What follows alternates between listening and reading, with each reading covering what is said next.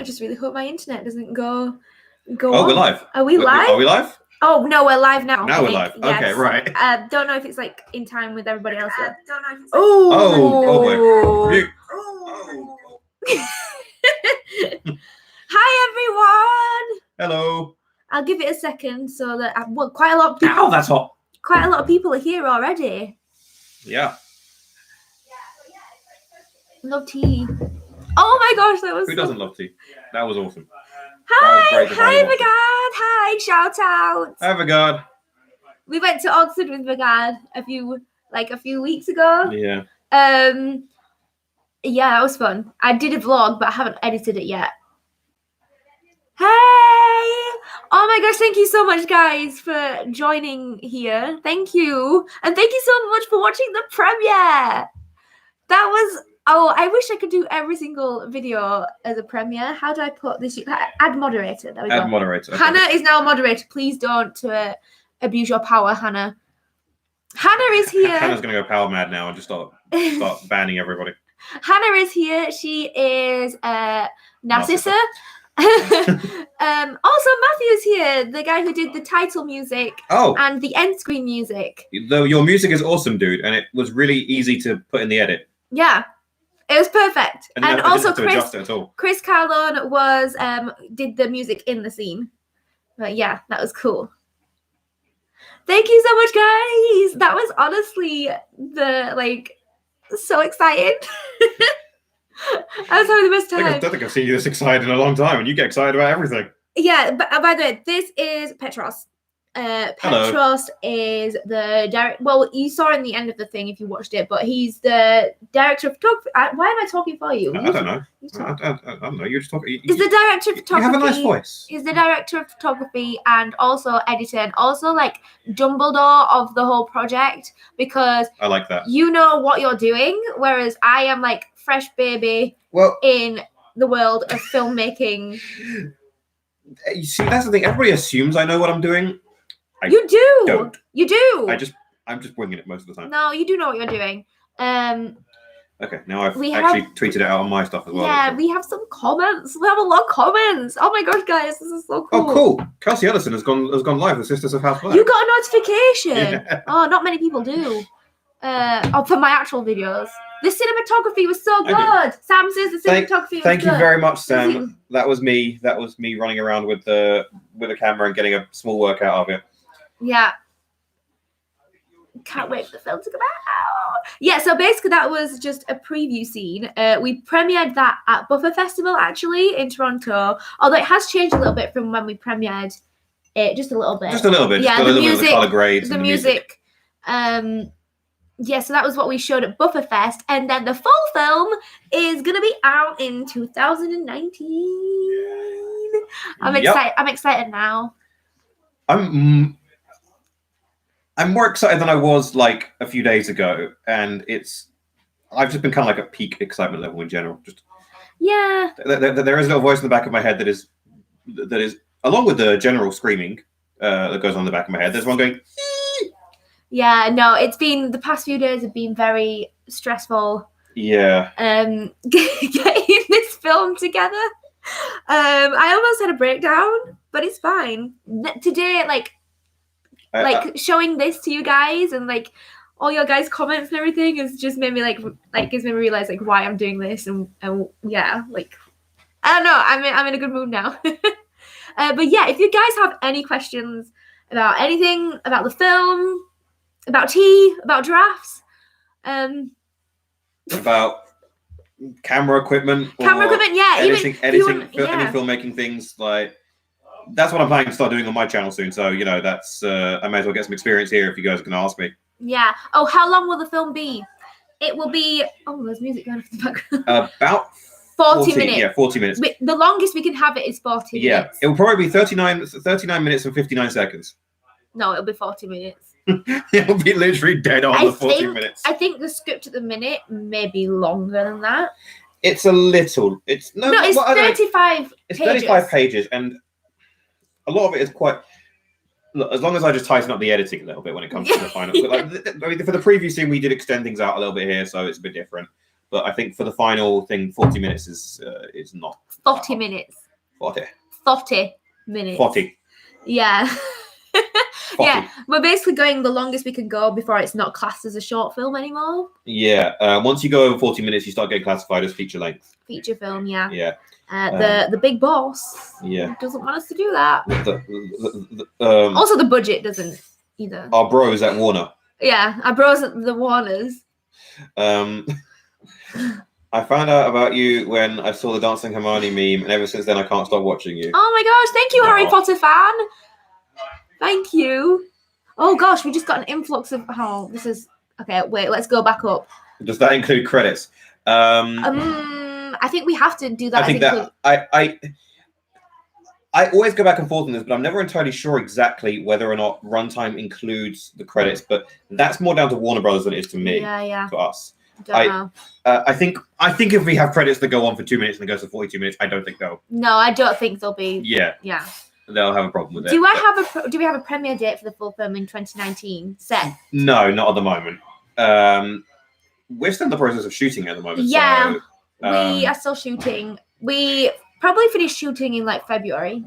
Yeah, I'd say February is my program. Yeah, we've got to shoot the main majority of it in January because of actor schedules. Yeah. So we're shooting the rest of it in January, and then probably like scenes where they're not needed and pick up scenes in February. So then it'll all be shot in February, and then it's the editing.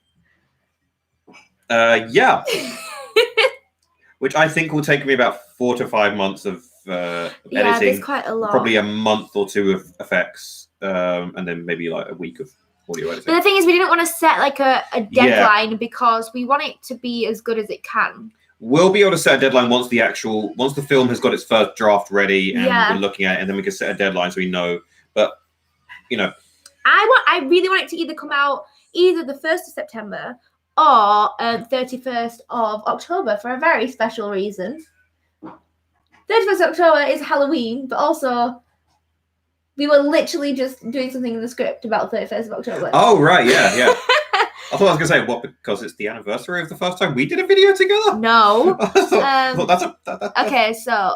somebody asked earlier what editing program we use. I use Adobe Premiere Pro, which is fairly cheap online. You can get it, especially if you're a student, you can get it for like $30 a month.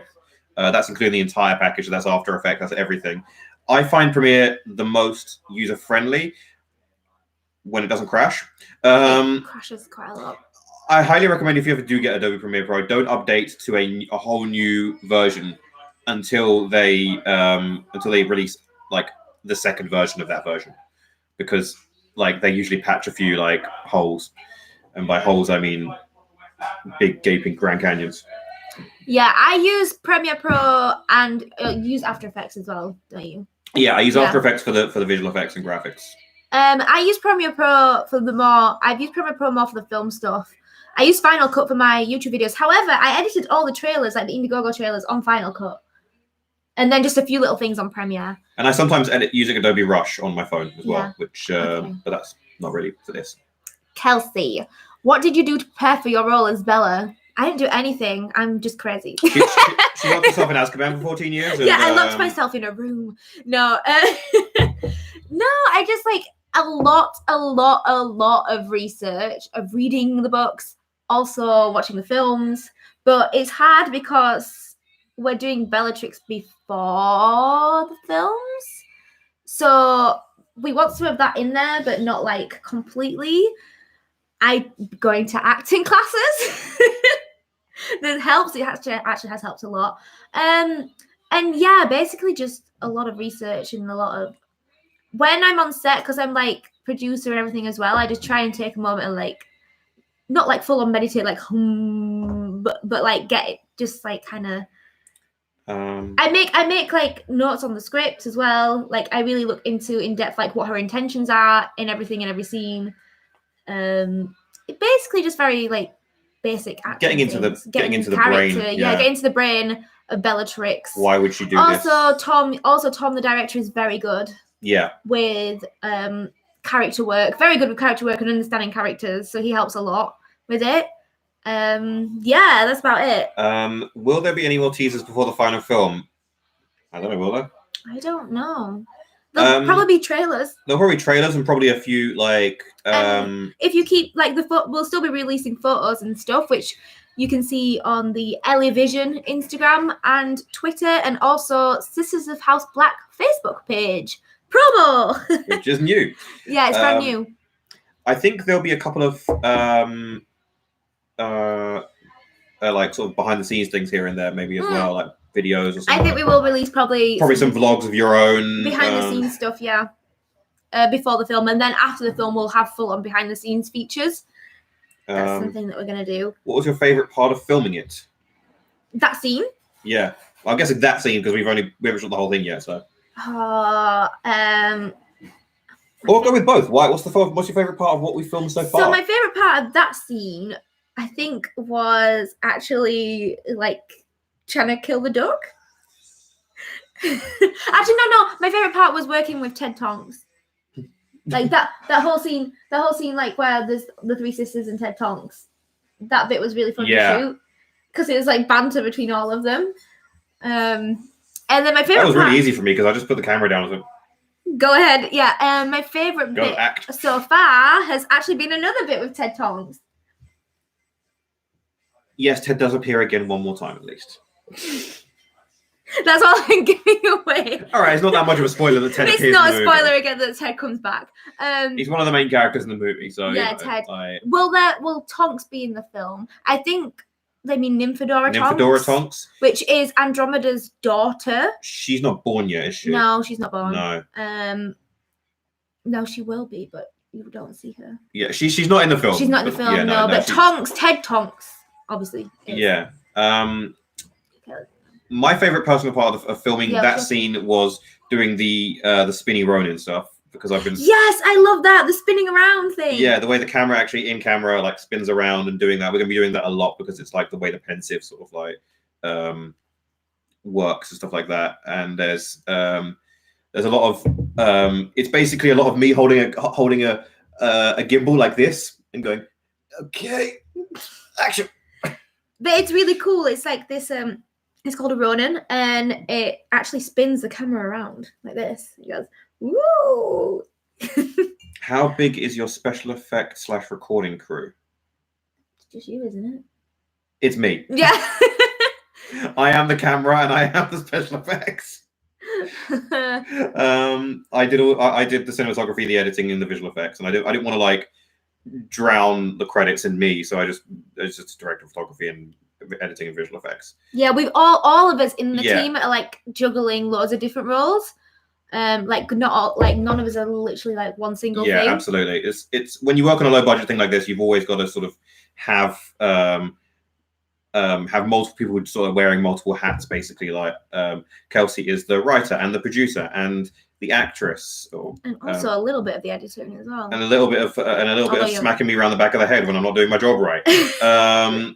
Screaming in my ear. And costume. In fact, you're actually credited for costume design. Room dressing, just everything. Production design. I do a bit of. I do cinematography. I do camera operating, editing, visual effects, sound editing, and help a little bit here and there with basically everything else like production management and then even like Hannah helps a lot with behind the scenes and organizing it and everything as well. So we're all kind of not just one thing in it, which usually happens when you're doing a low budget thing. Yeah. How did I get the idea to write a film about the Black sisters? They are a very overlooked part of the HP universe. That's the reason why. Yeah. That's the why I wanted to do it. And also because I am a trio of sisters. I grew up as a trio of sisters. And I was like, I had a lot. I don't know. I've always found these characters really fascinating, especially Narcissa Malfoy. After I read Deathly Hallows, I was like, Narcissa Malfoy? Who is she? I just want to know more. She's Hannah Snow. Yeah, she's Hannah Snow. I don't know. Just like the whole family. Like Sirius is one of my favorite characters. Regulus is so interesting. Regulus does appear in the books, right? Yeah, Regulus. Because he's not actually in the movies at all. He literally appears in a photo in the movies. Yeah. Regulus Black is Sirius's Black's brother. Yeah. Yeah, I remember RAB on the thing. Yeah, I remember watching the films and then going and reading who was RAB, and I thought, oh, this is going to be really interesting when it gets to the film because I went and did a whole wiki dive basically around about them. Yeah. And then he never actually appears. No, his storyline's really good as well, I think. Did Kelsey accidentally kill anyone casting a Kedavra? I haven't accidentally killed anyone yet. No one accidentally. I'm not like Bellatrix in real life, though. Right? Maybe me if I don't get the editing done on time. Did Abby... She did scare some small children, though. Oh, yes! When we were... Oh, no, that was my favourite part. That was funny. The scene where I'm, like, pointing my wand over the bridge. So it's, like, quite... Like, sometimes it was pretty, like, a lot of people around. Sometimes there wasn't. But it was a public area, although we did get permission to film there. And some children were just like on the other side of the river, and there's just me and this cloak like pointing a wand, like a Kedavra. And these kids are like literally just jolting for it. like, don't kill us. It was so funny. I loved it. That was my best bit. Did Abby go to the same acting school as you, Kelsey? Her acting is amazing. Yes, we went to the same acting school. We went to the same musical theatre school, but then we went to different universities. I went to SLP College Leeds, and she went to the university in Blackpool and studied drama and musical theatre there. How did I know you went to Leeds? I love Leeds. I love Leeds, yeah. I love the nightclub Halo. Oh, Halo! Oh my gosh, yes! Yeah. We've just had a big chunk of... Chunk? Why does he have a black eye? Oh, I punched him in the face. It's not a black eye. I just I got scratched in the face by my nephew. Yeah. I was supposed to put a video out on my own channel, basically like saying we've got Sisters of House Black preview coming out, and it basically like the day I was supposed to make it. Yeah. That's not good. Yeah. You're fine though. You're fine. Yeah, it's a lot smaller than it was. Like yeah, you looked like sort of you'd been in a fight. Yeah. We were storyboarding like the a scene we're shooting next week earlier today. And it just had this like swollen eye. Okay, why can't I stop thinking about is who's that he that expects Bella to excel at the killing curse? Who expects Bellatrix to excel at the killing curse? Who do you think would expect her? I wonder who. Oh, I'm excited for that. I'm excited for that character. Ah! That's too hot to keep to my lips for too long. I'm excited for that he who expects the killing curse. Do you think there is any goodness in Bella, and how will you try and portray it? We were literally just having a conversation about this today. Yeah. I don't want to say anything. I'm trying to think of how to say something without spoiling anything. Yeah, I know. They're humans. Yeah, people are human. They're not Voldemort, basically. Yeah. No one is a caricature in this story. Everybody who, like, I was about to say something that was spoilery there. I held myself back. It's a good job I'm not drinking. But everybody is a fallible human in this. There is no... Kelsey did a really good job writing this. I say this from experience. Like, writing was all I went to school and studied. I didn't actually study cinematography or editing. I just somehow became that. But like as a writer, that was what I studied. That's what I got my master's in and everything. And I was always like right from the get-go. I've been very impressed with Kelsey's writing skills and everything. So, I mean, I have an award on my desk for my writing. So yeah, I'm always hypercritical about things, about people's scripts, and I've had very few. Yes, you are. I am, but I've had very few. You think this is hypercritical? Yeah. Oh God, no. No, I know. You're fine. You're good. Like, you should see me with other people's scripts. I'm like, fucking. This is don't swear. Anyway, yeah, basically they're human. Yeah, they're human, and it's very important to tell a story of people who are flawed humans, because that's what we all are. Yeah. Very flawed humans. I feel like I made a speech like that when I was drunk once. I also feel I might have been thank you so much for the good comments, guys. This is really thank you. How old are the sisters supposed to be in the film? Oh, okay. So that's 1971. I'm really bad at maths. Literally every scene that we're filming is like, how old are we in this part? I know, but I just have to like sit here. They are. Andromeda is young adults. Andromeda basically, is 18 in this scene that you've just seen. Yeah, they're young adults. We have a section where there's Hogwarts, but then it moves on to like where they're young adults, like just after Hogwarts and early 20s, mid 20s for Bellatrix. But yeah, yeah, that's how old they are going to be in this film. Will Sirius be in it? Seriously? I mean, seriously, Sisters of House Black about the House Black and not have Sirius and Black. Serious? What? Yeah. I mean, that's not even a spoiler because I've been putting loads of casting calls out for Sirius Black. So yeah, Sirius is in the film. Yeah, he's in it. Will Lucius be in the film? Just asking. Yes. Yes.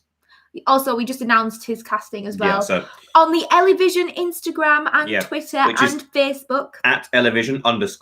On Instagram and Twitter. And Sisters of House Black on Facebook. Yeah. So, yeah. Which you can see if you go back to watch the video at the very end, while we're blabbering on, there's a little section that shows the Twitter and everything beneath. Yeah. Who wants a little Sirius Black? I'm sure lots of ladies. Galaxy Fox, I really hope you get to make your film. Thank you so much. Where did you get your outfits from, and will Rodolphus Lestrange be in the movie? Yeah, the outfits basically are from loads of different places. I did a lot of charity. Some stuff in Camden, I think we got. Camden, Camden Market. Charity, thrifting, and a lot of stuff I had. Weirdly, because I've done like lots of dancing sort of things. Amazon has been great. Amazon Prime has been great. The cloaks were all from Amazon Prime, and then I actually put like their own little details on them, so they all have. And you bought something else off Amazon. I remember the. What did I buy? I bought a lot of stuff on Amazon. Oh, no, I'm thinking of the leaf blower. Oh, the leaf blower. Oh, yeah, for one of the scenes. If Jamie is still in the chat, he will remember that. Yeah, for one of the scenes, we needed a leaf blower to, like, make wind. Like, the spells, like, to make wind, and that was from Amazon. But that's not a costume. Will Rodolphus Lestrange be in the movie? Yes. You really got a casting for him, so yeah. I think Rodolphus is in the movie. Rodolphus has been cast as well, but we haven't announced it yet. And this time, he actually has a line. This time, Rodolphus actually speaks. Doesn't just appear going... He doesn't... I think he says, like, one thing in the books. He literally looks around from his cell in the films, but Rodolphus actually speaks. I imagine Rodolphus basically just went like, oh, we're being broken out? Oh, peace out. I'm getting the fuck out. I'm not going back to Peace out. Please don't swear. Oh, I can't stop. I'm sorry. Is the preview from the beginning / intro of the film, or is it more from the middle? I'd say just before the middle of the film. It's like just before the middle of the film, I would say. Yeah, I'd say. I mean, can I say the scene number? I know which scene number it is. Yeah. It's scene 11. Scene 11. Yeah, but the scenes are quite like higgledy piggledy, timey-wimey. Jeremy Bearimy. If anyone watches The Good Place, they'll get that reference. Do I need to watch the Potter? Oh, Hannah is doing her moderating. Look, we can see. Thanks, Hannah. Dare I even ask what those messages you've deleted are? We don't need to look at it. Do I need to watch the Potter films first? Yes, I think. I wouldn't say you necessarily need to. I mean, I've been pretty on Kelsey about making it something that people could enjoy regardless. Yeah, although I think you would enjoy it a lot more if you had seen the films. I don't think you have to have necessarily read the books, but if you've watched the films and read the books, you will definitely see a lot more in it. You understand a lot more. You'll understand a lot more, and I think you'll just enjoy like a lot of the things in it a lot more than you would if you were just kind of an outside. I just want to quickly answer this one. Wait, forgive me, is Bellatrix the sister of Sirius, sister of Sirius Black? No, cousins. They're cousins, yeah. Yeah. The House Black, Bellatrix, Narcissa, and Andromeda are all sisters on a different branch of the tree. Yeah. Sirius and Regulus. Sirius and Regulus are brothers. Why did I go like you were to call them brother and sister, weren't you? Brothers. I don't know what the accent is about. How did you choose the location for the film? I mean, we're still looking for locations at the minute. But you did stab someone, though. Me? Yeah. I stabbed someone. I stabbed with the wand. Oh. That's Jonathan. Yes, I did stab. Tech Gamer 45 is Jonathan. I know that. Yeah, I stabbed people with the wand by accident. That was by accident, though. That wasn't on purpose. Like yeah, I did stab. Sure. I had stabbed some people with my wand, but it's a difficult wand because it's like this. It's like banana shaped. Yeah, basically. And it's just like I accidentally. I don't know. It's like a weird finger. That's it's like. I always think of it as like a creepy witch finger or something. Like this, but upside down. I don't know. Why did you decide to play Bellatrix and not another character? Because she's like cool. No, actually, when I had this idea as a film, I wasn't really seeing myself as Bellatrix, but then I just like as an actor, I got a bit attached. And like I never get to play characters like this, like ever. I'm always like casted as like schoolgirl, sweet, happy person. That's what I cast you as. So. Yeah, exactly. And I just wanted to like push myself, and also like I think it's gonna be fun. Whose wand are you using for Andromeda?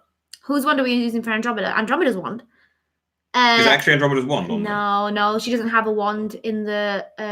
Does it state anywhere on the Pottermore what her wand is? No, it doesn't. It doesn't say anything about Andromeda hardly. So we're making up as we go along. Yeah, but basically, my friend Liam gave me a wand, and we're using that because it's a really nice wand. Thanks, Liam. Yeah, and also I already had another version of that. I had the same wand.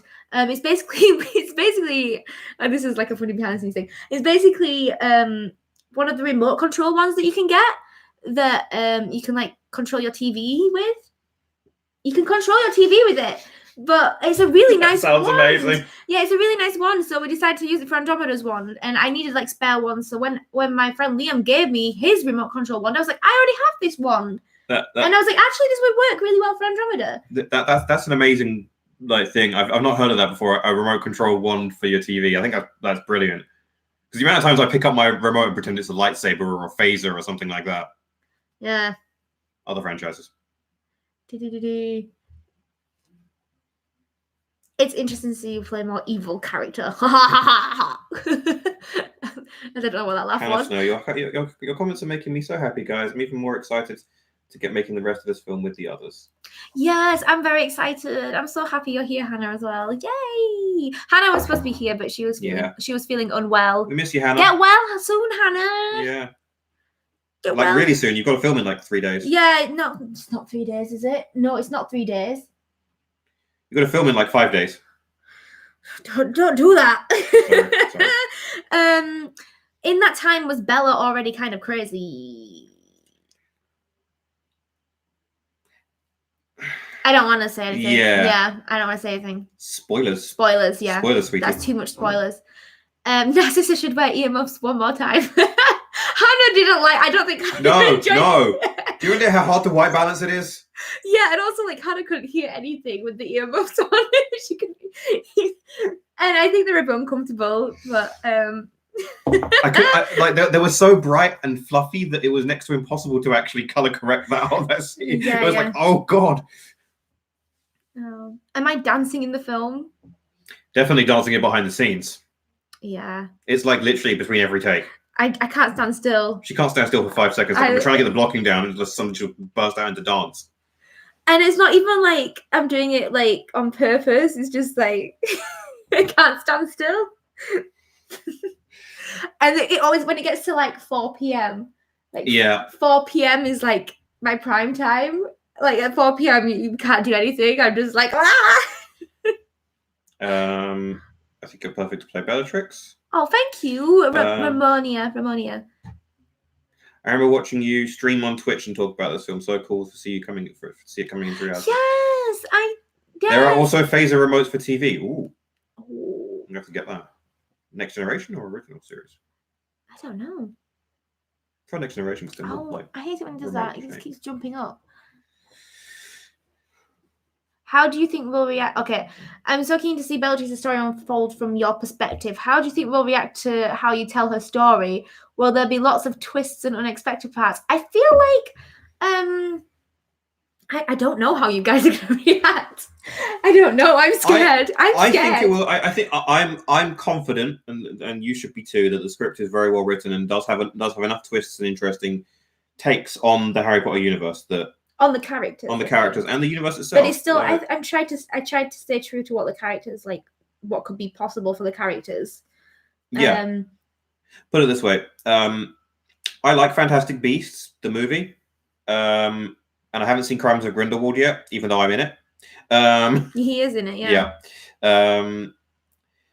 But I actually prefer the script to this movie to Fantastic Beasts 1. Oh, that's a big claim. But yeah, okay. I do. It's cold in the forest. Oh, Hannah, it's cold in the forest. It's cold in the forest. It wasn't on those days we were there. Yeah, so that scene is set in December. And we shot it in the middle of August. We shot it in August, basically because of lighting, because of we had longer to shoot then. Yeah. I don't know how many of you are in the UK right now, but or in that sort of area of Northern Europe right now, but it is getting dark at 3 p.m. right now. Yeah, it gets dark at 3 p.m. I keep waking up and it's dark a few hours later.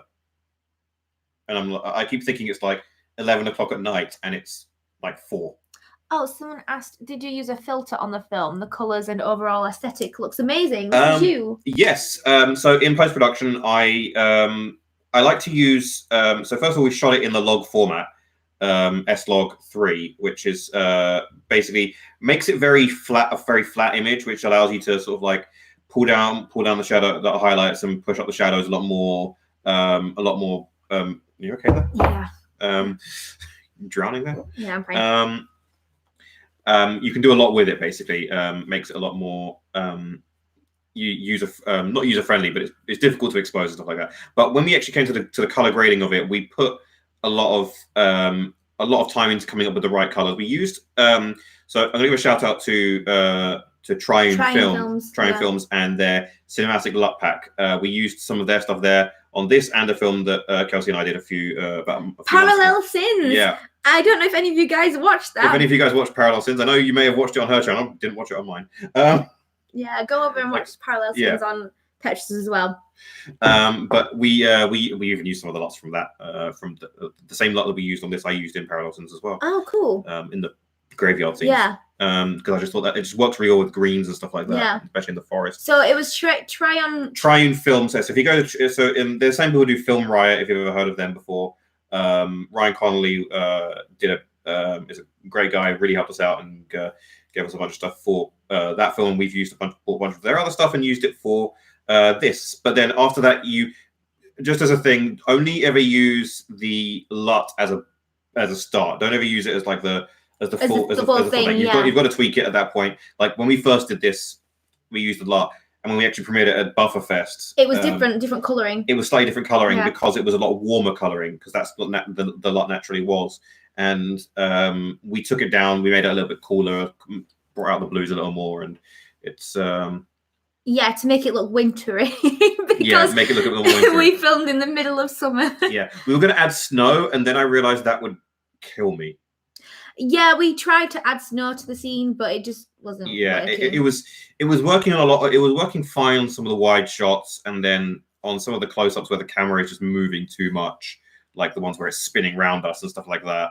Us, you guys. Yeah. I was spinning around as well. I was just like the one spinning around you guys. That bit was so funny to shoot.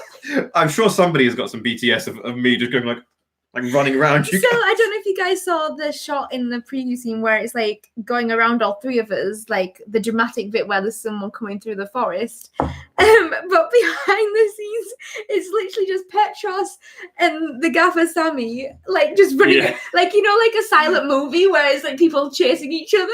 It was just What's even funnier about that was the fact that you have to get the crew out of the way. So half the crew was hidden behind. The crew had to all run around, so it's literally either hide behind the tree, or you had Tom running in the distance. He was basically oh. It's like a silent movie. He's gonna get me in the frame. You can see the thing in his brain. We had to keep serious faces, and it's just everyone just running around in a circle trying not to get in shot. And the Ronin weighs about 5 kilos as it is, plus the camera itself, which is another couple of kilos. So I'm basically running around with holding out a 10-kilo dumbbell, running around just my arms were absolutely. Parallel Sins was cool. Thank you. Yeah, I just saw that. We just got a lot of. It keeps bringing everyone's comments in at once, which is very annoying. I think we were about here. Oh, do a cast, get ready with me as an extra promo. Yes, that's a good idea. Yeah. I was thinking doing stuff like that anyway. So who am I in Crimes of Grindelwald? I'm a guy in the circus. I'm just an extra. Yeah. I don't know if I saw you. I don't know. I might see you. Like, I wasn't really looking out. All I know about the scene that's happening is the main woman. What's her name? The American woman. Not Nagini. Oh. I'm in the same scene as her, though. Yeah. I'm in that scene. Oh my gosh. So, Crimes of Grindelwald. It's not really a spoiler because it was in the trailer. Yeah. But you told me you were shooting on Crimes of Grindelwald, and you was like, I know a massive spoiler. And I literally, this was like months and months ago. Like a good 4 months before the film came out. A year ago, like nearly. And you went, I know a massive spoiler. And I went, is it Nagini? And you like literally just played it off like. I'm quite pleased with my own acting skills there. Just like, oh no, it wasn't that. Yeah, I thought I was wrong. It's someone else. And I guessed it right. She did, like straight up guessed it right. Yeah. Yeah. I'm in the back. I'm in the background in the circus. Obviously, like the whole Snake Girl thing, like the whole Snake Girl promo posters. I was like, see, I don't know what happens. I don't know what happens exactly after that. Like, you haven't seen Crimes of Grindelwald. I haven't seen Crimes of Grindelwald yet, but I know that. I know where she transforms and the very, very hilariously cheap looking stand-in snake that they used. Oh, okay, yeah. It was hilarious. It was really hard to not laugh at this like really cheap looking like snake. They were just like just bouncing it around. Yeah. Can't possibly be as bad as so. Okay. What did you guys find the most challenging? The most challenging thing for me is locations on a low budget, on a tight schedule. Yeah. That's been the most challenging thing for me at the minute. We've got a very strict schedule because of actors' things. Like most productions would go into production and start shooting continuously for several months, or like a month. Like a project that I created a few years ago, we went into production, started shooting at the beginning of like sort of towards the end of January, and we finished at the end of February, all the filming for that. So it was a continuous shooting schedule, and we did film some more later, but that's neither here nor there. That's more like reshoots and pickups. With Crimes, with Sisters of House Black, we definitely are limited by people have. I mean, it's like we can't pay people, so like they have to live their lives, do their jobs. They have to live their lives, they have to do their jobs, and even when you and it's also the fact that we're filming in London is the fact that this isn't as very much a creative town as it is. It's not like where I filmed before and like where a lot of productions happen in LA, where it is like people's full-time job is to act or to work on the crew and stuff like that. So people were able to do this as part of their passion. Whereas here, it's like every actor here kind of has another job. Has another job. So like whether it's in acting or something else, we've got actors who can't make it on certain days and ones who and like crew who can't make it on certain days. So we've got to just sort of like figure out the exact schedule. So it's been a bit of a stretched out schedule, but it's basically meant that we've been like scrambling for locations because we've got to get those locations on those days. Sometimes they're not available. Sometimes they won't let us shoot on those days. Yeah, locations has been a bit of a nightmare. Where did we find that beautiful forest? That beautiful forest is Hadley Wood. We're actually shooting a lot in the London Borough of Bonnet. No, okay, fine. North London. We're shooting a lot in North London because there's a lot of beautiful areas in North London. Yeah. It's secretly because I live around there, and I just, people will come stalk you, Petros. I don't want to travel very far. Are the scenes from the preview already in the finished look? So I guess they're saying, is this going to be in the film? This scene? Yeah, absolutely. It will be. However, some of it might get cut. Yeah, some of the intro bit you saw was filmed kind of specifically for the preview. For this scene, yeah. Just because we wanted it to flow. We wanted it to feel like more like a piece on its own, rather because we were showing it at Buffer Festival as well. Yeah. We wanted to show it as a piece, as a whole thing. But in the film, we probably will cut the beginning part of it, especially because you've already seen it. So, yeah. Love your dog. My dog. I got him yesterday. What's his name? Does he have a name yet? Jeff. Jeff, yeah. His name's Jeff. He can say his name. Jeff. Parallel Sins was cool. Thank you very much. Thank you. One of my favorites, he said. What's your DOP's website? You can find me at leonfilms.net. It's leonfilms.net. Or just go to my YouTube channel, which is youtube.com/leonunity. Yes. Get that. I watched Parallel since it was missing. Promo. So Parallel Sins, we wrote, shot, and edited in 2 weeks. In 2 weeks, yeah. Yeah. In retrospect, that was an insane idea, especially because we shot 2 films. Especially because we're shooting Sisters of House Black. Well, at the time we were in a bit of limbo because people were on holiday and stuff. So yeah. Yes, Michaela London, I know you watched it because you left a comment on my channel. Thank you very much. And you said the same thing that reminded you of Neil Gaiman's BBC adaptation of Nowhere. Oh, that's so cool. Which, to be compared to Neil Gaiman, is like the highest praise you can get.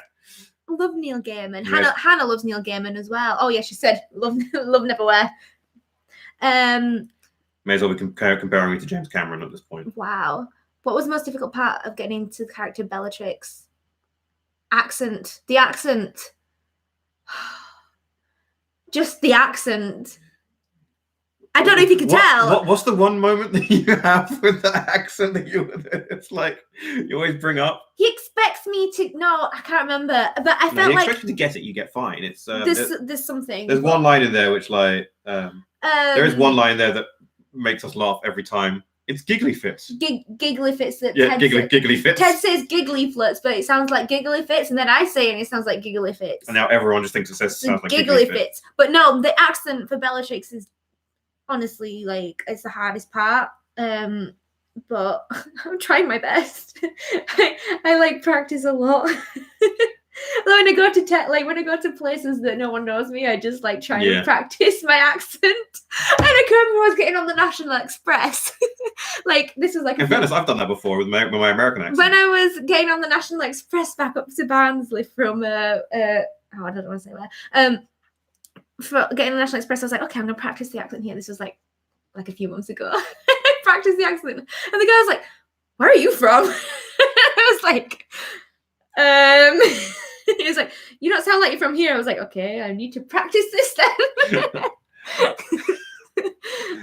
In fairness, I do it all the time in America. I just practice my American. How much time? Or somebody said, how much time did it take to edit and everything? This film. That short scene was one day of shooting and about 3 weeks of editing.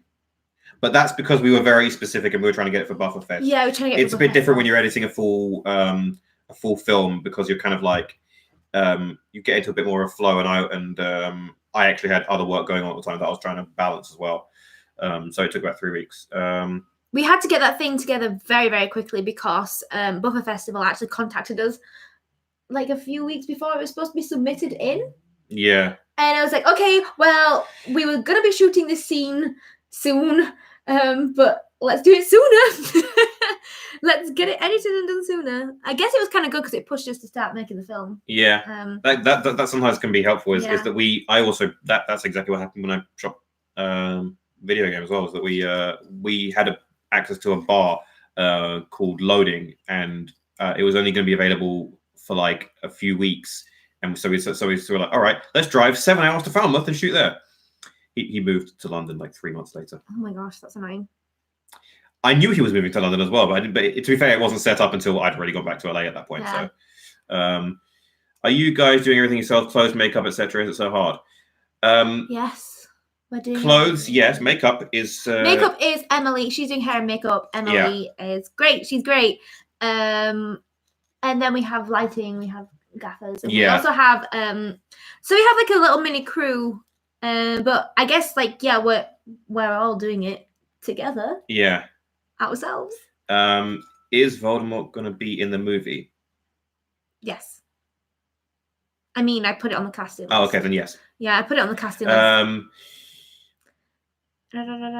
What Harry Potter houses are we? Oh, we are both Gryffindors. Gryffindor! Yeah. Yes! And I have a 12-inch Hawthorn. That's the wand. I don't know what my wand is. I'm ashamed. Mine is Dragon Heartstring. Yes, that's also Dragon Heartstring is also. We would have a wand clash. No, I'm just talking about Bellatrix's wand. Oh, right. I know what Bellatrix. So me and Bellatrix would have a clash. No, but I think I do actually have a Dragon Heartstring wand on Pottermore, which is quite cool. In Pottermore, I am Dragon Heartstring wand and Hawthorn wood. I have it written down somewhere here. Jan, who was, he was the Gaffron Parallel. Oh, yes. He just said, congratulations on Parallel Sins. It worked really well. Oh, yay. You should do a confession/documentary style interviews with the characters to promo the film. That actually sounds like a great idea. It does, but I feel like it's not a comedy film. Like, if it was a comedy film, it would work really well. But you know what? They do that though for like even serious films and stuff like that. Yeah, I could totally see like interviewing Bellatrix. Like, she'd be a nightmare to interview. The Vatican is the interview. And so how do you feel about your sister Narcissa? Crucial. Andromeda, crucial. Just the word Andromeda. Sets her off, yeah. Okay. All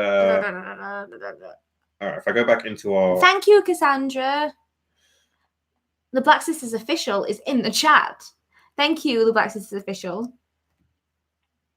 Will I still have the Hogwarts in the Snow video up? I'm gonna try. My external hard drive actually got corrupted today. All my YouTube stuff is on there. Thankfully, the film stuff is not on there. Thank the Lord. It's actually on my actual laptop, and then you have all the stuff as well. All the video stuff, and she's just got on a second hard drive for that very reason. Yes, I have. For me to back it up on. Do we have any bloopers that we can show before the movie's out? Yes, I'll be showing. Oh, I've been saving them as I've been editing them. I haven't seen these. Oh my god, okay. There is a lot of Abby going. Oh, Abby does that all the time. Abby was playing Andromeda. She can't be here today because she actually is working in Scarborough at the minute. Yeah. But yeah, she like before she does things, or like when she's just like bored, she'll just be like, hello. Like, what are you doing? What is that? I'm trying to figure out exactly what I am. Besides human. Are the sisters' parents going to be in the film? Yes, they are. Cygnus and Dorella are going to be in the film as well. I can say this. I put all the characters casting up, so it's not a spoiler. What is this? Hannah did cone. She did like Cindy Lou hair from The Grinch. Is she upside down or? No, it's a cone. It's a cone in her hair. Sorry, I'm looking back on our like chat group basically that we use for like just talking to each other, and I'm trying to find what Harry Potter group I am because I have it. I sent it to the group. Nope, that's just a picture of me doing some shots. Andromeda who? I don't know her. Sorry, that was mean. I'm sorry, Abby, if you're watching. We love you, Abby. Are you still looking for locations to shoot? Yes, we are. Yeah. We still got quite a few to find as well. Although we're filming next week, I'm excited about that. Yeah. At a pretty cool location as well. That location, honestly, I have spent like a year trying to find. And then in the space of a week, I just found it, and it's literally 10 minutes down the road from me. We've literally been like looking all over the country for this room. For locations, and this room in particular. Like, I've been trying to get in touch with a friend who has they have a like house in central London. It's really nice, and God, they're gonna film. I was filmed a short film called Star there a few about a year ago now. Oh God. Couldn't get in touch with them, and then just out of nowhere, Kelsey's like, "There's a hotel down the road from me. Should we go check it out?" And we went there. It's like, well, this is the perfect. And it's closing down. And it's closing down as well, which is really annoying because then we can't film. Like the whole inside, literally, is the Black family house. Yeah. It's so frustrating, and it's closing down, so we can't actually film any more of it in there. But we managed to get a bedroom there, which is what we've been searching for so long. I'm just going to put some more eye drops in my eye. Okay, that's fine. I'll carry on. Carry on for just 1 second. That's fine. Have I chosen all the characters to be in the film yet? So I think we've casted everyone, all the main speaking characters. However, we haven't done all the background characters yet. We haven't casted the background people yet. If you did apply to be a background person, like Hogwarts student, Aunt, what's her name? Oh, she's going to be very easy to just get. Aunt Wahlberger. Yeah. Yeah, no, that's fine. You can get in touch with Eileen, by the way. I'll let you know. Yeah, all the like main speaking characters are cast now. But however, like if you got in touch about being a background person, I probably won't get in touch until like close to the shooting date, which will be in January at some point. Yeah. So probably about a week before we shoot, we'll start, a week before we shoot, I'll be getting in touch if you're successful. I did get a lot of applications for background people, so sadly I can only like contact the people who we need. Which is a lot better than a lot of like full film productions give us notice. Have you ever? We've both done extra work, so they'll like tell you the next day. The morning of stuff I'm like, I can't get to Pinewood in half an hour. Are you being serious? Yeah. Do your best impression of a Harry Potter character. You go first. Oh my God! I was gonna do that one. No. Hey, you get to play someone for the whole movie. I don't want to do Bellatrix because I don't want to give too much away. Who should I do? Okay. He dances Hermione, so you know. I think Hermione's the obvious choice, isn't it? But should not have said that. Should not have said that. Well, it does go with your accent. Should not have said that.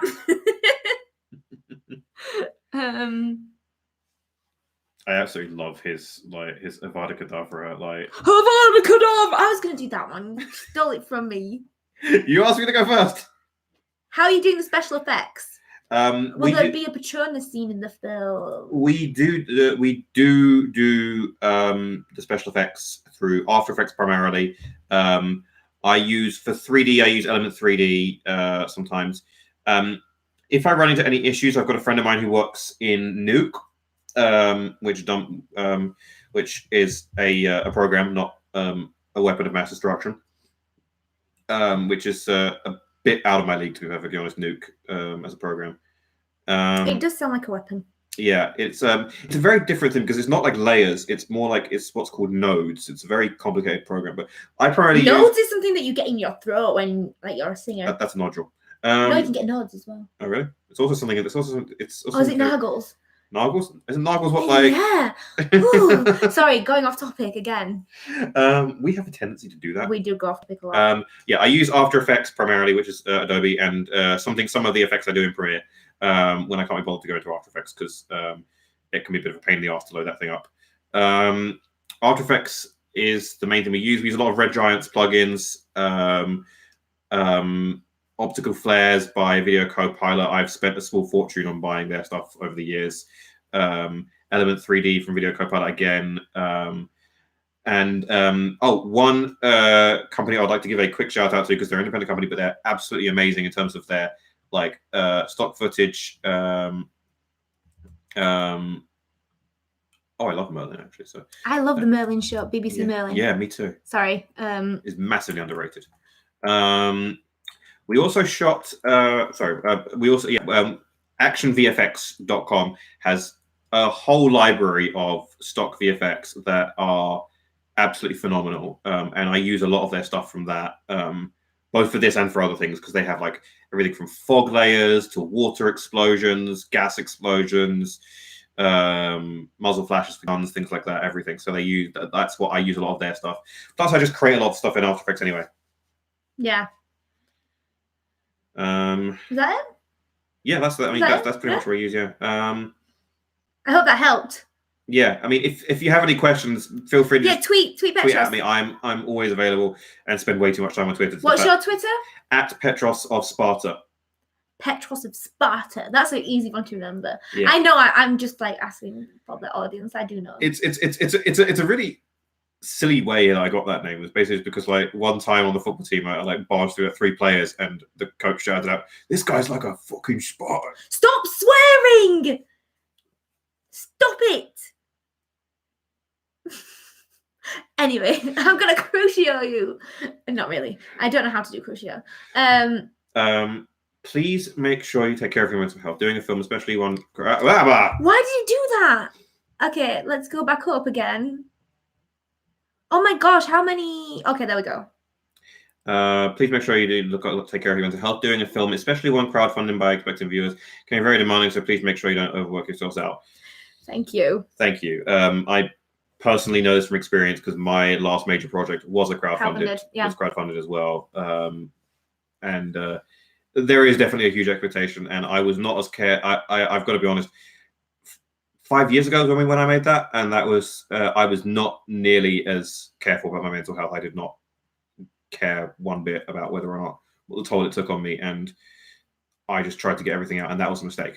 It's far more important to get the and this is slight minor commentary on mental health in general, but like it took me a long time to come to grips with my own issues, and it's very important. I think it is actually more important to look after your mental health than it is your physical health. Oh yeah, because if you're not mentally well, then you can't do things properly anyway. I'm still trying to get to grasp the idea of taking a day off or sleeping properly. Yeah, that's my problem. That's one problem I have, because I feel like and that is also part of mental health as well. When you stop you want to take a day off, and you're basically like your brain just can't. Your brain just won't let you. It won't let you. Yeah, I try my best to take care of myself, but at the same time, like, yeah, I'm trying my best. Doing yoga every day, having a Barocca. I bought some Barocca for that very reason. After tracking with Becky. No, honestly, actually, though, because I am very stressed at the moment with this film, but there's a reason I'm stressed. It's because I care so much about it. But honestly, yoga is helping a lot in this situation. I think there is good stress. There is a certain thing as good stress as well. Yeah, if you're not stressed, like. If I didn't care, like, I wouldn't be stressed. I found sometimes when I'm getting really passionate about something and I get stressed about it, it's almost a good kind of stress. There is a bad kind of stress when things just aren't going your way and you're not looking after yourself. It's definitely a fine line. Fine line, yeah. Would you do Bellatrix in space? Well, that's a completely different question. I feel like they're intentionally ignoring me. I don't know what you've said. So there's a lot of people coming. We're not Miguel Angel Rodriguez. Miguel Angel Rodriguez. Yeah. Oh, sorry. Alpaca alert. What? No, it's a dog. How old do you have to be an extra? 18. Legally 18. Yeah. I was an extra before I was 18, but that's when you get permission from your parents. Yeah. Seeing as we are a low budget production of fan film, we are sticking at 18. Yeah, legally 18. It's just a new series, Bellatrix versus Aliens, will be funny to see. Pew, pew, pew. I could do that. How long do you think the movie's done? How much of this filming is done already? I would say about a third of filming is done. Yeah, I would say about a third is done as well. Some of the most intense scenes are already filmed, and that's... and then we're filming, like, the next intense scenes next week. Yeah, I'm glad we're filming back-to-back days, because that makes it so much... You get so much more mileage out of back-to-back days, because everybody gets in a flow going and everything. I felt like, especially when we did, like... I'm excited to shoot next week. Yeah. Someone's going to die. Someone's going to die. Question mark. Is that a question or? No, someone's going to die? We all die. No, I think they mean in the film. Eventually we all die. No, in the film. I know that. Oh, someone gave super chat. Thank you. Who was that? Thank you. What is your favorite anime? Also, do you guys think eating... This is not appropriate. Or am I just like not getting the reference? My favorite anime is what is your favorite anime? Let's just focus on that section. Yeah, my favorite anime. I haven't watched anime in a long time, but I think it changes all the time. Well, the most recent one I watched was Yuri on Ice, and I really enjoyed that because I like ice skating. Although, does Akira count as an anime? Akira is like a film. It's like a manga film, yeah. It's like a manga adaptation. I like that. I mean, to be honest, I love anime like art styles. Like my favorite series of all time is Avatar: The Last Airbender. Yes. And I really love the new series that the creators from that have gone and done, which is The Dragon Prince on Netflix. Is amazing, and they're both very anime style. Plus, all the like Justice League and Superman, the animated series, and Batman were very anime inspired back in the day, and they all had like a very unique art style, and I really liked that back in the day. Yeah, I also like. I don't know if I rewatched it now, I don't know if I would enjoy it, but I really liked Inuyasha. Inuyasha. I watched the dubbed version though. Maybe I'll go back and watch the subbed version. Should I watch the clip from? Oh, someone said that. Should I watch the clip from Sob now or after the stream? Because the stream will probably end soon. It's only a 7 minute. It's 7 minutes long. 7 minutes long. I'd go watch the thing now. Yeah, go watch now because you'll understand what we're talking about then. Yeah. Oh, we got another super chat. Will there be any drone shots? Will there be an official poster design for the film? That's a good question, actually. Drone shots?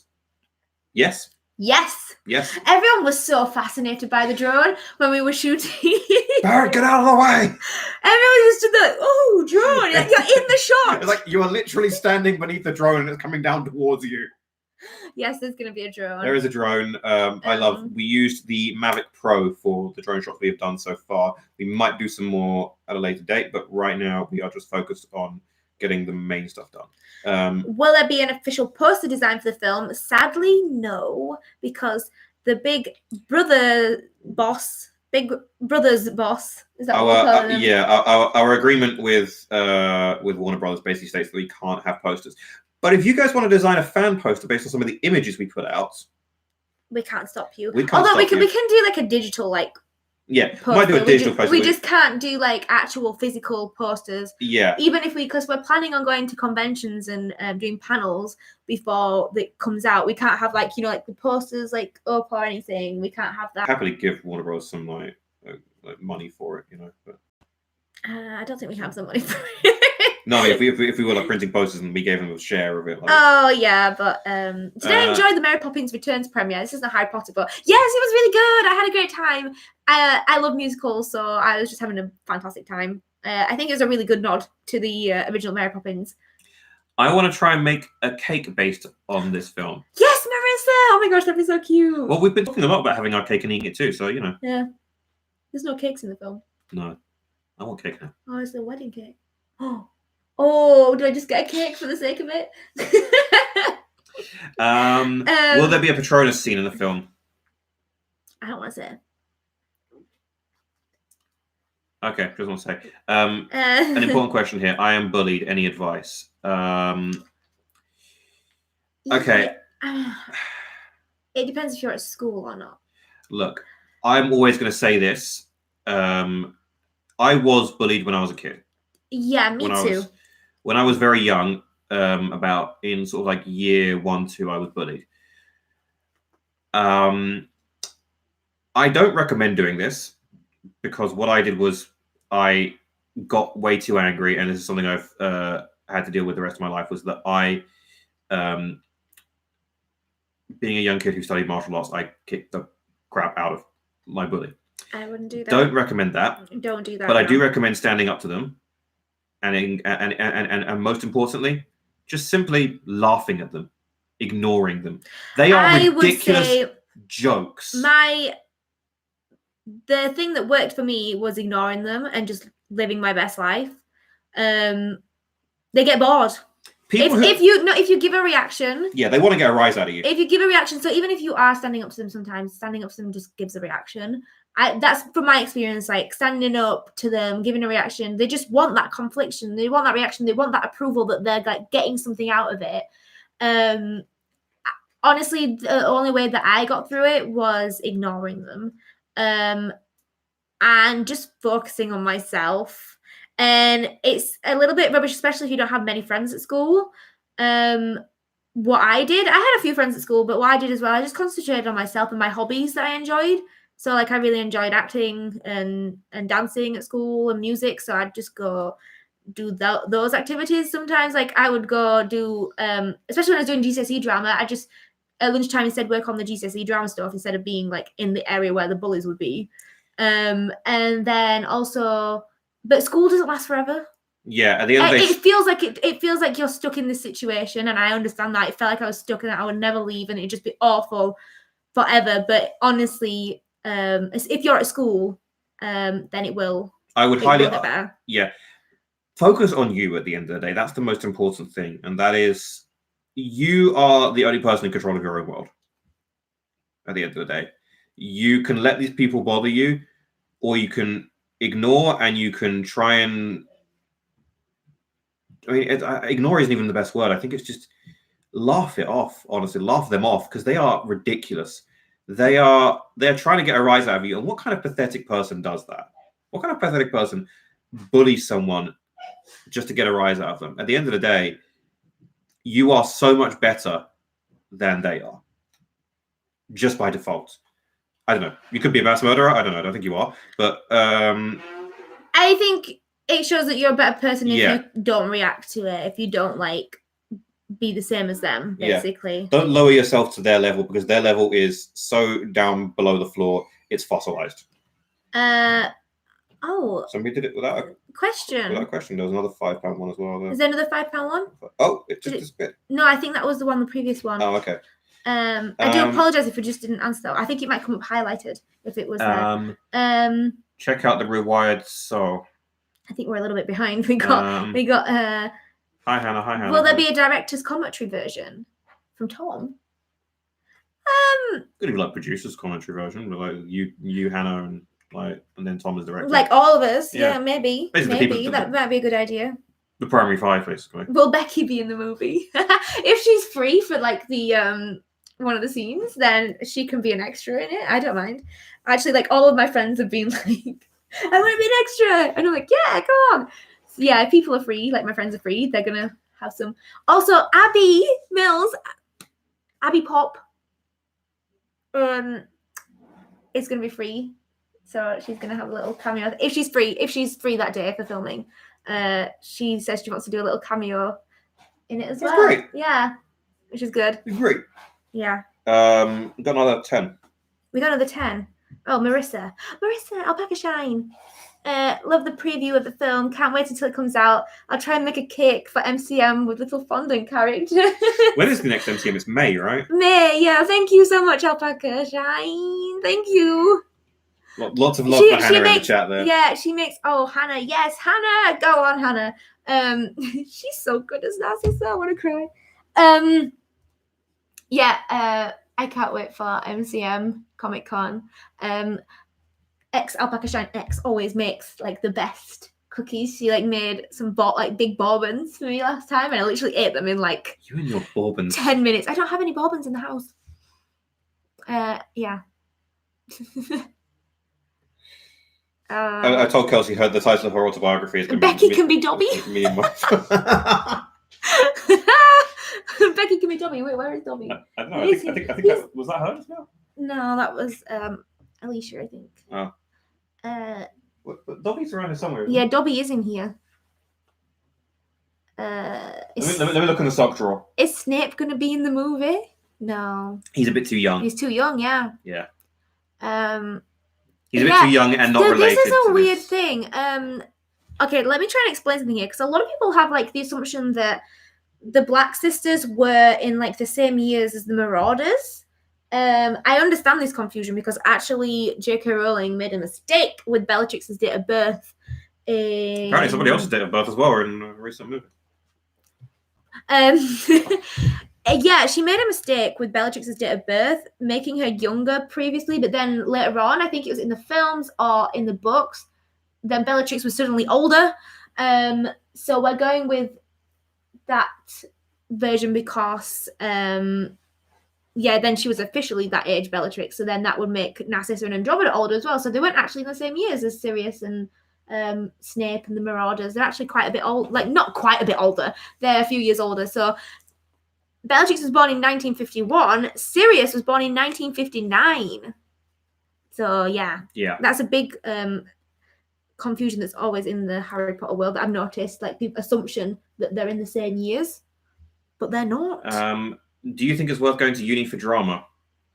I'll let you answer this one because I was going to, and then I actually kind of messed up my A levels and didn't go to drama for uni. For university for drama, I can give my whole response about that. I mean, I studied my degree was ancient history, but I went on to do like a filmmaking degree, basically like a screenwriting master's. Filmmaking, I would say yes. I wish I'd done. So my thing is, I did a lot of like I was in drama clubs. I did GCSE drama. I was like in a musical theatre like school, like outside of school. So I did shows like regularly, and honestly, I feel like even though I did go to uni for musical theatre and drama and that, I've learned more just being on jobs. And I feel like sometimes I do wish I'd done a more academic degree. I like to think of uni less as a specific subject that you study and more about the life experience you learn. Definitely. I got a great life experience out of moving. I moved away from home when I was 16 because mine was like college/uni. It was like a private college, so I left when I was 16 in the big wide world, and it was definitely a big learning experience. When I was 18, I went to Reading University, and then I went and did. Thank you. I went and did like ancient history was my degree. Completely random thing, but I really enjoyed. Really enjoyed it, and more importantly, the uni experience was important because it's. But I guess it's not really answering the question, is it? It's up to you. It's what you. I would put it this way: don't go and do something at university you're not going to enjoy. If you enjoy drama, go and study that. Yeah. Oh, okay. So if you purely for drama, in the acting world, it is highly regarded if you went to one of the top acting schools. So I would say, yeah, if you're incredibly serious and that's all you want to do in life, then I would say try and go for like the really like big acting schools because it is going to help you when you leave. Like, let's be honest, they do judge you on that. It's not, yeah. So I genuinely think that that university is less important now than it was back then for the education side of things, and more for the life experience is far more important. And I think you always learn more, like I think I'm saying, on the job than you will and other things. But as I've always said, if you find something that you love doing, you'll never work a day in your life. Yeah. Yeah, I guess it all depends on what you see yourself doing when you leave. Experiment with what you do. Yeah. That's what university is all about, is experimenting with who you are and what you do. And if you leave and then you realize that that's not what you want to do, maybe it took you doing that to realize that that's not what you want to do. Yeah, I mean, the whole point of the first year is basically it doesn't count towards your degree because it's basically like you're still taking electives and things like that and trying to figure out exactly what you want to do. Yeah. I just see it as a life journey, like a life thing. No questions. What? Did you see her at the Crimes of Grindelwald? Helena Bonham Carter at the Crimes of Grindelwald premiere? I did, and I freaked out. You never told me about that. Okay, so we got on the carpet. Okay, so when we were walking on the carpet, J.K. Rowling was like at the other end. I could hear her voice, and I couldn't see her. And I start walking on the carpet. Everyone starts screaming, and I hear Helena Bonham Carter. And I was like, "What?" And I turn around, and it's like she's on the screen. And I turn around, she's over there, and I'm just like, "Okay, I can't deal. I have to get off the car." So, yeah, Helena is lovely. Yeah, love her. Did it take a lot of work to do the film? Plus, you're adorable. Plus, I had a birthday party where I went to see the Crimes of Grindelwald. Then we had dinner with an HP. Where's this question? Furious with her. Yeah. Question: Kelsey, did it take a lot of work to do the film? Yes, and it's still taking a lot of work. Yes, it's still taking a lot of work. Films are a huge deal, whether you're doing it low budget or big budget. It's a lot of work. You throw a lot into it. Yeah, most films take about a year at least to make. This is my a lot of work pause. I'm thinking in all the work that I have to do. Apart from Kelsey stabbing people with her wand. What about it? What happened to the funniest non-spoiler thing about what happened on set? Also, could you compile the funny bloopers and stuff for regular? What was the funniest non? I don't know, Joey. You're on set. You tell us what you're talking about. There's been a lot of funny moments. Why can't I think of any right now? So much stuff has happened. There was the child murder. Almost, well, Avada Kedavering a child. Not really, but bless them. I feel sorry for them. Scaring the crap out of some children. The most funniest thing. Kelsey stabbing people with her wand. I don't know. There's too much. I need to watch back the stuff. So much goes on. Honestly, my funniest moment was everyone when they were running around the camera. Yeah. And we were trying to do a serious shot, and all you guys are like a little silent film, like trying to run around for like this circular shot without getting the crew. So if you weren't here in the chat earlier on, we did. I'm getting confused. That's not Jonathan. Jonathan is Tech yeah, 45. So if you went here earlier on, the shot that you just saw in the preview scene, there's a shot that like circles around us, but obviously like the whole crew had to run behind the camera so that they weren't in shot. So for us, like watching everyone, it just was like one of those funny silent movies where everyone's like trying to escape the villain. It's like everyone who wasn't necessary to be there had to go hide behind the tree. So the director wasn't hiding, but the director wasn't hiding behind the tree. I wasn't. Lighting wasn't, and sound wasn't. Everyone just looked, and we were running around with things. Everyone was running like really weirdly as well. You were all like running like. Well, I don't know why they were running. I had to shuffle basically because I'm holding the camera on the gimbal. But like I don't know why everyone else was running weirdly. We had to be so serious. You were just like. My thoughts on the film. Hot. Thank you, Black Sisters Official. You should do a drag show promo and call it Sisters of House Black. House Black. I want to be the House of Granger. Join the House of Granger.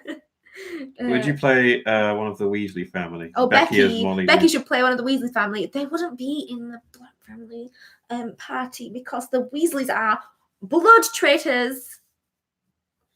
Do you know? Although she could be a Weasley in the Hogwarts scene. Yeah. Do you know any good acting agencies for extra work or proper roles? Yes, I Universal do. Extras is good. Universal Extras is good. Pop casting is good for extra work as well.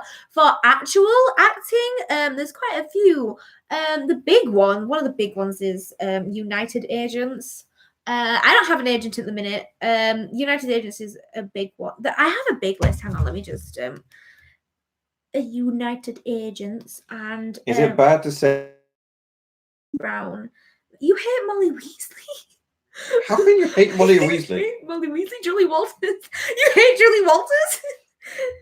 Probably because Molly Weasley kills you.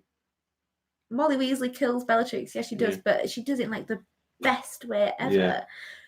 Yeah. Not my daughter, you bitch. Kind of reminds me of Aliens, to be honest. Yeah, I love it. No swearing. They say that in Harry Potter. True, yeah. I said it in the Harry Potter impressions video as well. Yeah. House of Black. What about music in the film? Was any music composed specifically for the film? All of it is. All of it is. Yeah, all of the music is original music that's going to be in the film.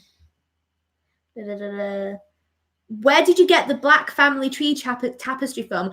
Oh my gosh, this was she knitted it. This was a hunt and a half. So when I was thinking of the film, I was like, how am I going to make the Black Family Tree? I was going to paint like an actual mural because I do actually like painting. But I'm not very artistic. I like the painting bit, but I just can't draw. But I can paint, which is weird.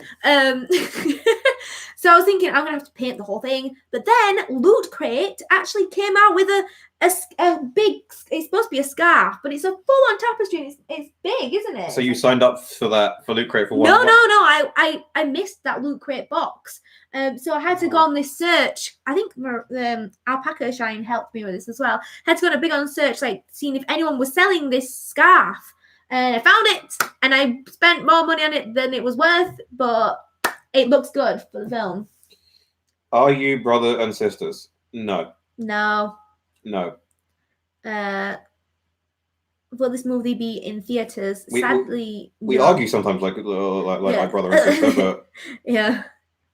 Will this movie be in theaters? Sadly, no, because it's a fan film, and it's Warner Brothers own the characters and stuff, so we can't make money from it basically. So it's just gonna be on YouTube and it's just gonna be online. But that's fun. Biggest lesson learned in creating this? Honestly, my Sony cameras are not very good at seeing the monitor in bright lights in 4K. So get an external monitor. We still haven't got one. No. But now we're shooting indoors, so it's fine. Yeah, I think my biggest lesson that I've learned quite a lot of just how films. I knew how films are made, but just like I've learned a lot with acting. I've learned a lot with organizing, working with other people, because usually as a YouTuber, you're just you by yourself. Yeah, definitely that as well. Yeah, I've learned a lot. Learned a lot writing. A lot. That's what I've learned. Somebody just said thank you next. Thank you, Hex. Did any of you guys see that? No? Okay, bye. Next. I'm sure plenty of people saw it. It's got like 21,000 views. How many siblings do I have? Okay, so this is interesting. I grew up with 2 other siblings. One of them older half sister, one of them a younger sister who is actually playing Andromeda in the film, which is cool. And then I also have another younger stepsister, and then on my other dad's side I have the stepsister, stepbrother, and then on my mum's side, when he's married, I have like 3 other brothers. I have a lot of family. I have a big family. Damn. I was gonna say I have like a younger more like an older sister who is 12 years older than me, and a brother not brother who is 2 years older than me, and a sort of stepish sister who is like 5 years younger. Steps. I don't remember the band Steps. And those of you who did see Tragedy. Those of you who did see Parallel Sins, my brother is the creepy guy with the sledgehammer. Your brother is the creepy guy in Parallel Sins. With the sledgehammer. Yeah. Out of the 3 sisters, which do you relate to the most? Why? At the moment, this moment in time, Bellatrix, I'm about to... No, Andromeda. Yeah, Andromeda, I'd say, probably because I get a little bit... any of you who follow me on Twitter after this, at Petros of Sparta, small plug, will notice I sometimes occasionally will get ranty about things like Brexit and Trump. I'm a very sort of politically active person, and I can get a little bit... I'm a very liberal person as it is, so I think Andromeda is probably the one I relate to the most. I get very angry at people who don't like sort of have any concept of social justice in their bones. Okay. I don't want to talk about politics too much. But, no, I'm just saying that Andromeda is like that. So I'd say that's where I relate to her. I think I relate to Andromeda a lot because she's pretty sarcastic.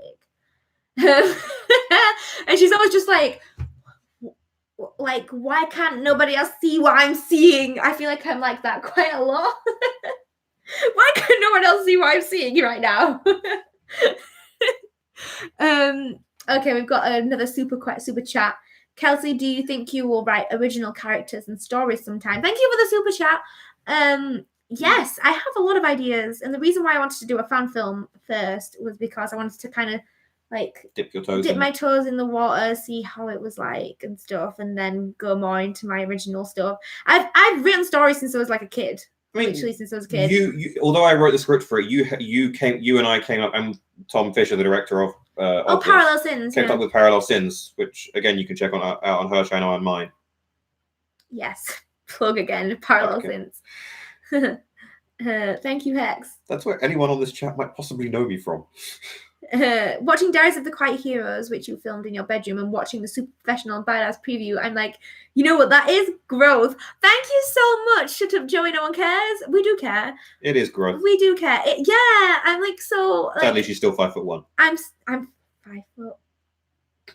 No, I'm 5'1". I am 5'1". I was saying that. I'm 5'1". What are we talking about? Yes, and I'm 5'8". No, honestly, like. Diaries of the Quiet Heroes again was another like just trying stuff out, seeing what it was like. Yeah, so it's very exciting. She did this the smart way. She went in, let's start something small, then a bit bigger, and then I'll move up. Me, on the other hand, I went just head first into like a okay, series, sure. I just got out of film school. I could do $30,000 production and raise the money by myself. And a TV series as well. Yeah. It keeps doing that. That's very annoying. It just keeps like jumping all the comments. I'm sorry, guys, if we're like missing. I'm incredibly grateful for doing that because I learned so much. In the same way that you're learning like now on sort of like Sisters of House Black, like loads of new things. I learned so much doing my life as a video game, and it's like I came back and basically like from it with like a whole new outlook on things and stuff. Do you play any games? Not at the moment. I don't have the time. I am a big gamer, but I unfortunately don't play as much as I would like to. I'm a big Nintendo fan, so I'm going to be getting Smash Brothers soon. I'm a big Switch guy. Love Civilization as well. I stream sometimes on my own Twitch channel, but I love a lot of different games. I'm not a big fan of Fortnite though. Oh, but the Fortnite dances. If I drink, do you believe that this would become into something bigger than just a fan film, like The Cursed Child? That was basically fan fiction. No, because the big brothers will probably not let it. But if you guys, honestly, I'm happy with it to do well on YouTube. That is the point of it. This is my first learning. This is my first film I'm producing. This is not supposed to be something that is going to be like in the theaters and cinemas. I would. We try to make this as high quality as we possibly can, but we're not shooting on Reds here. We're shooting on a Sony Alpha 6500. We're trying to get this as good looking as possible, but at the end of the day, yeah, if Warner Brothers turned around to us and said, "We want to make this for you. We want you to make this for us," we would jump on it. Yeah, but I think the reason they get to do this without having any culpability to it. Why we've not had any problems so far with the Big Brothers is that because I don't think they want to do this as a Harry absolutely thing. But that's the thing, is like they also just don't want it. Like, to make a film, there are literally years sometimes, especially with an IP. There are like with an idea. There is like 3 or 4 years of just negotiating the rights of these things. Like, part of the reason that Superman's films didn't come out between like 1987 and 2006, and then again until 2013, was because there were so many questions over who actually owned the rights to Superman. And Spider-Man as well. Yeah, Spider-Man had some similar issues. Okay, so we've gotten the super question. Thank you, David. 555555555. Is it difficult balancing passion projects with needing to make a living? Yes. Yes. Yes. Everyone, I have a Patreon. Did you know that? Yeah, no one knows I have a Patreon. I support her on Patreon. You should too. I forget that I have a Patreon. No, honestly. Yeah, it is. For a long time, I was doing full-time work as well as YouTube and everything. Then I went down to part-time work. At the moment, this is full-time, but I'll probably will have to go do a job again after Christmas because Christmas is expensive. So yeah, it is difficult balancing it. It's possible. But if you're that passionate about your passion projects, you'll do it anyway. Yeah. You'll do it anyway. I'd say that speaking as someone who kind of does this for a living and does the passion project, I like using. In fact, I think it's difficult balancing it in terms of like actual scheduling because you're just one person. Yes, scheduling is. But also doing Sisters of House Black right now is what's keeping me sane. So. Is it? Compared to doing, like, if I was doing like the corporate work that I do, like on a like continuous basis. Yeah, you do like things with knives. You edit videos for knives. Well, that's one thing that I've done. Yes, is no stuff like that. Yeah, like I do like corporate videos, product videos. So like we're talking like shooting for a company that does knives, pots and pans, things like that. That's one client we've got recently. There's like another one that's like a vegan restaurant we're working with soon. But like a lot of like that sort of stuff. There is a certain, like, you try to make it as fun and creative as possible, but really doing something like Sisters of House Black, even though it's not necessarily my project, as in like say my previous projects have been, I feel so emotionally attached to Sisters of House Black. Me too. That it feels like it's mine. It is. I mean, like, all of us have worked so much on this film already that it's not my film. You know what I mean? It's not like... Yeah, well, that's the same case with any film. But you were the creator of this thing at the end of the day, and you deserve the credit for the fact that you brought us all together. And that's what a producer does. Woo! I don't have a question or anything, but I just want to say I love your creativity. You're working. I'm so happy for you. And thank you so much, CB. Thank you very much. Like, honestly, you guys are being like the best. You're being so nice. When we were watching the preview, watching the live stream of the premiere, we were just like, everyone's been so nice. Thank you. I wish you could have seen our reaction to it. We'll definitely be doing a YouTube premiere for the film. Yeah. So I want to film our reactions to like the premiere of that. Black's Official. If you could meet Helena Bonham Carter, Helen McCroy, or J.K. Rowling, how would you react? I kind of met Helena Bonham Carter, but not Okay, I freaked out, didn't I? Yeah. Hell, yeah, I would freak out. But in like inside, I think I'm pretty good at hiding my like freaking out until afterwards. I think I'm pretty good at like being chill, and then when you saw and then I go into a room and scream like ah. I just think you remember when we went to the premiere of House with a Clock on Its Walls, and you saw Kate Blanchett. You were just like, we were like best friends. We had eye contact so many times. I'm sorry, we're best friends now, and she's gorgeous. I was fangirling a little bit. Do you like Lord of the Rings? My favorite film, as well as Harry Potter. I personally think the Lord of the Rings trilogy is the closest thing to a cinematic masterpiece that's happened in the last 20 years. In fact, I think it is. I prefer Star Wars. I prefer Star Trek. I'm more of a sci-fi guy. I prefer The Dark Knight as movies. But I think, from a critical perspective, I think Lord of the Rings trilogy is the best trilogy that's ever been made. I think that I agree. I really like them. That like the fact that they were pulled off on about 100 each movie was about 100 million each. Like when you consider it, is insane. 100 million. Yeah. We're doing this film on. Yeah, I know we're doing this on 10 grand, but what I mean is when you compare 100 million per film with what Lord of the Rings compared to films spend now. Like the average like blockbuster movie at the time was like spending like sort of like 150 million. Now they spend like 250 million. Yeah. Like what? Like I do love Infinity War. They spent 300 million on. I'm guessing about a quarter of that was Robert Downey Jr.'s salary. They're paying him 50 million a movie. Wow. Okay, we've got a lot of questions already. I'm pretty sure he would do it just for free because he loves playing Tony Stark. Me just talking about me with the plushies. I don't get any plushies. You don't get any plushies. I get my phone. Well, we've got plenty of plushies. Go get one. Go get that one. Well, my phone is like. No, go get that one. My phone's doing something, isn't it? Is it recognizing your face? I think it's trying to recognize. Yeah. Hang on. How long did it take? Does it recognize my face? No. How long did it take to come up with the story and write the script? No, not that one. That one. This one? Yes. How long did it take? It took about 3 years. I had the idea like 3 or 4 years ago, and then I wrote the script. It took me like a year to write the script, but then the How's it going?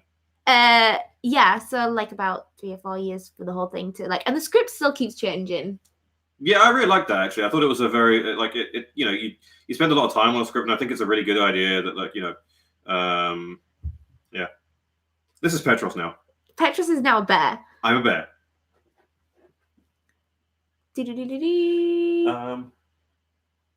There was a big Hollywood producer in the crowd the other night. You're my favorite YouTuber in the world. Oh, thank you.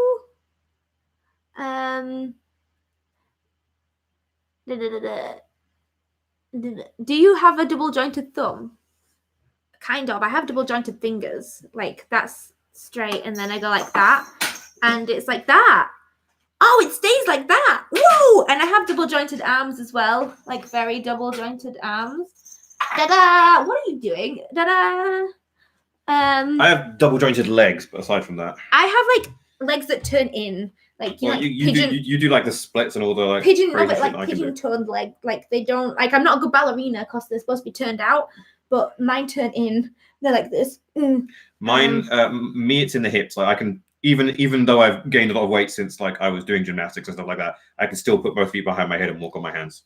Oh, weird flex, but okay. Do I get nervous on screen? What is my favorite Harry Potter film and why? I don't think I do. I used to get nervous on screen, but I don't really like. I get nervous, obviously, performing, but I think I'm very good at handling nerves. I don't think I get like that nervous that it's a hindrance. No, not really. Do you think I'm nervous? You're nervous in terms of the production. Yes, and everything. I'm very nervous. But I think as an actress, on camera, she's cool as a cucumber. A cucumber that's been refrigerated. That's good because I'm actually nervous, and I'm. See, this is what I mean. I can like inside, I'm like. She's a good actress. She's very good at faking it. And then actually on the outside, I'm like. I'm Bellatrix. Thanks for getting crunk in your Hermione cosplay. Oh, bless Hermione. When did you get drunk in your... I didn't get drunk as Hermione. I never get drunk as Hermione. That's like my one thing, because like Hermione just wouldn't. I don't want to disrespect the pure Hermione Granger. Get my alpaca mate on screen. Get your alpaca! How do you style your hair? How you style your hair is my favorite thing ever. Told ya. I think they're talking about you. What? Lucy's talking about you, about your hair. No, yes, chopstick curler. Well, thank you. That's what I do. We didn't. What are your hybrid houses? Mine is Slitherpuff. Mine is Gryffindor or Slytherin. Gryffindor and Slytherin, basically. Mine's a Gryffindor. Is there a big difference in working in front of a camera and performing on stage? Yes. Yeah, there is. Definitely. It's a different feeling. It's a different, like... It's more subtle. Yeah, it's more subtle, and it's just, for me, it's completely different feeling. Like, on stage, there's, like, a lot of... I don't know how to explain it. Like, a lot of adrenaline. There is a lot of adrenaline. You're live. And you have to be much more, like, to an audience. Yeah. I'm here. We are showing these emotions. You at the back have to see this too. Whereas on camera, it's a lot more like in yourself a bit. Yeah. Like, put it this way: when it comes to I'm trying to show a camera, like a framing here. I'm voguing. With a stage, it's like you are like everything is like miles away, and like you project to an audience. People can't see your face close up, even if they are close to your stick. With that, you're exaggerating everything. It's all in your voice, and it's a very different kind of acting. I've done a lot of stage work, and it was really sort of like a lot more about projecting who you are out to the cheap seats. Yeah. With filming, this is what they see. It is so close up that you are the slightest eye twitch, which nobody would see on stage, can completely change read as something else. Yeah, it could read as something else. So you've really got to like have a control over your like facial expressions. And I would say in terms of writing these things as well, and the way the dialogue is delivered, is when you're on stage, it is about delivering the dialogue. When it's in a movie, it's less about dialogue delivery and more about what you do and what you see. Yeah, it's more about what you do when you're not saying. Yeah, the reaction. That definitely. I would definitely say that in film, acting is reacting far more than it is on stage. Than it is on stage, yeah, definitely. React, not act. Yeah. Acting is reacting. Okay, this is quite a cool question. In which Hogwarts house would you think the Black Sisters would be in if they weren't in Slytherin? Okay. I actually, so in the cast, I actually think it pretty does fit the sisters. Like if they weren't in Slytherin. So Hannah is a Slytherin who plays Narcissa. I think Narcissa can't be. Narcissa would be Ravenclaw. Ravenclaw, yes. Definitely. She's smart. She's very smart, and like Andromeda would probably be Gryffindor. Yeah, Gryffindor. And I think Narcissa would probably Bellatrix would probably Gryffindor as well. Yeah, I think a lot of people were like telling me off for this when I said this on Twitter first, when I like discovered the houses of the characters. I was like, this fits perfectly, and they're like, no, Bellatrix would never be Gryffindor. Hello, Gryffindors are very loud and in your face, and don't think about what they're gonna do. Griffin, like I put it this way, Bellatrix. I don't know if there's a spoiler. I mean, whisper something to you. Mm-hmm. No, don't say that. Yeah. Okay. Yeah. Okay, that's a spoiler. Spoiler. But, yeah. I imagine Bellatrix, had she not been born into the pure blood house of House Black, and had that sort of like mentality of pure blood driven into her from a young age, she may have grown up to be a great person. Yeah. I think all of them. Sometimes, like, I feel like to a certain extent they're all victims of sort of like circumstance, and that's all we're gonna say. Yeah. I don't want to go into any further than that, but there's so much. Would you ever do a meet and greet in America? So we're trying and get some American stuff. We'll see what we can do. Yeah. Again, the budget is the big thing. And then if a convention wants to have us there, I don't know. I know a friend in Canada at Con Bravo might be interested. Is it awkward acting in front of people on set? It used to be. I'm not bothered now. It's like when you're doing a show, I think. Although I did get quite nervous when I was doing Han Solo.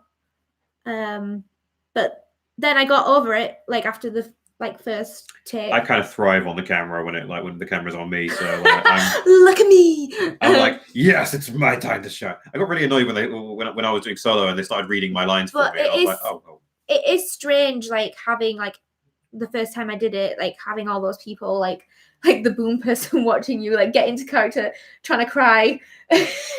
You're just like, all these people are like judging me but trying to do their job. They're doing their jobs, is it? They're like. I mean, when you're on camera, if it's any piece of advice I can say, it's just ignore the fact that there is a camera there. Yeah, that's why a lot of I do like a little bit. It's not meditation. I don't know how to say. Is it meditation?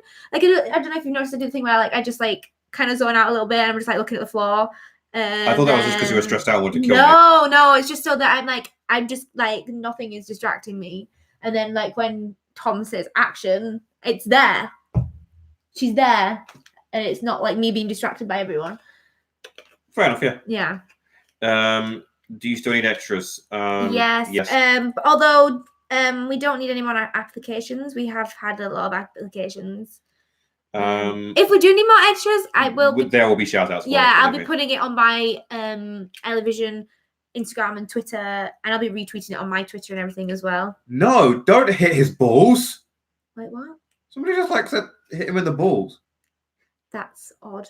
Please don't. That's odd. Please don't. Oh, Cece has a good point. Bellatrix could possibly be a Hufflepuff because she's so hardworking and loyal to the Dark Lord. But Gryffindors are loyal as well. She's very brave, though. She just... I like you. I like your energy. Love from Mexico. That's saying a lot because Mexico is like energy central. Thank you. Yes, all the way from Mexico. Thank you.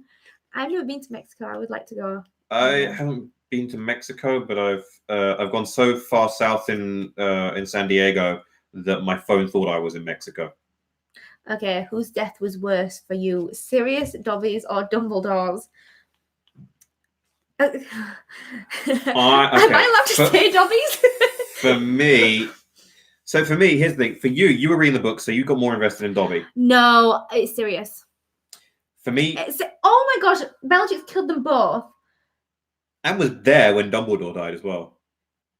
Essentially responsible for it. No, in the book she's not. Well, she has something to do with oh yeah. She helps bind it, so she's like, yeah. For me, Sirius hit me the worst because one, Sirius. I love Gary Oldman. Yes. I have loved him since I was a kid. I think he's an amazing actor, and the fact that we haven't seen him much in between when it turned out he was a good guy in Azkaban. You haven't read the books, have you? No, I'm like I said, I've read the first 3 books. I haven't read 4, 5, 6. So 7. You do see Sirius a bit more in Goblet of Fire. Yeah. The thing is, as somebody who was watching the films, going through and watching them, because I didn't read the books until I think the 6th film was about to come out. And I watched the 5th one, Order of Phoenix.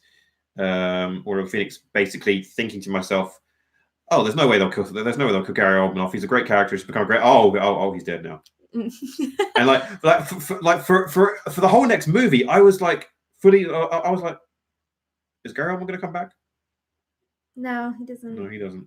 He doesn't. And Sirius, yes, I think Sirius is the hardest one for me. Dumbledore, unfortunately, was spoiled. Dumbledore, people spoiled it for me. I kind of knew it was coming. Even I had a feeling he was going to die. It was very sad, but I had a feeling. I got a feeling, that tonight's gonna. That's really not the right song for that. I don't think you say that, and I'm seeing like Dumbledore doing his little fall. I got a feeling that tonight's gonna be a good night. All I'm saying is, I'm very glad that the Harry Potter movies were not quite so graphic, because frankly, Dumbledore falling from that high, he would have basically exploded on the pavement. Oh, don't say that. They're wizards, though. Oh, thank you, Ginny and Charlie. Yeah, you can get the audiobooks. You should listen to the audiobooks of Harry Potter. Might do that. I thought Hagrid was like Harry's family. I love Hagrid. I think Hagrid is very underappreciated. I thought he was going to die, actually. I thought Hagrid was going to die. I think J.K. Rowling planned to kill him originally. Yeah, probably. She plans to kill everyone. She's like George R.R. Martin, except like with less genitals in the books. I've read Game of Thrones. It's Game horrible. of Thrones, yeah. There's a new Game of Thrones book out. If you think the series is graphic, the books books are very graphic. Have you read the Game of Thrones books? Yes. They are I read all the books. All of the books. Every book in the world I've read. I should really give you the manuscript for the novel I was writing. Yeah, I read it. I read everything. I read it I just read everything. All the signs. I'm just gonna send you a bunch of my old scripts and novels and stuff that I've written and just say, hey, please do. Have a read of my stuff. Do you think one day all magical lore will merge together like the experts from Final Fantasy VI and Harry Potter and Magic the Gathering? That would be interesting. Like all the magic from like all the worlds. Oh god. Blend together. They would have too much power. Okay. Magic the Gathering is I know little about though I did play it. Hi Rocker. Sorry. But Final Fantasy VI I do know, and the Esthers are basically like giant god beings. The Espers. And they're like that is put it this way, when you do actually read the manuscript thing, my thing was very much inspired by Final Fantasy. Oh cool. I love Final Fantasy. Really? Yeah, although I haven't played it for a long time. Final Fantasy VII is my favorite game ever. Do I like Harry Potter? No. It's all right. I've heard of it, but I don't really. Then again, I did shop the first day set wearing a Star Wars shirt. Yes, you came for the first day of shooting with a Star Wars shirt on. I was like, go away, Jedi Master. We don't need you. The thing is, I'm not even that big of a Star Wars fan. Oh, she never planned to kill Hagrid, apparently. Oh, okay. That may be what I was remembering, is that she never planned to kill Hagrid. Yeah. Good evening. I loved the preview. I can't wait for the final movie. Bellatrix is actually my favorite character. Your portrayal really good. On a scale. Thank you so much, no one. Oh, no one. You're not no one. You are someone. You exist. You're right here, right now. So you are someone. More of someone. 1 to 10. On a scale of 1 to 10, how much do I like Bellatrix? As a character, like 8, 9. I think she's a fantastic character, but if she was a real person. I love the Joker. He's a great character. Yeah, but if they were real people, no. I love Lex Luthor as a character, but he's a psychopath. Yeah. Bye, Matthew. Thank you so much for joining the chat. Thank you so much for doing fantastic title and outro music for us. We can't wait to do more. Thank you, Matthew J. H. Pearson. Yes. I almost didn't put the JH in there. Yeah. That was the last change that I made. I told Petros off. Which is saying something, because I put the L in the UANU just in case anyone gets confused with my last name.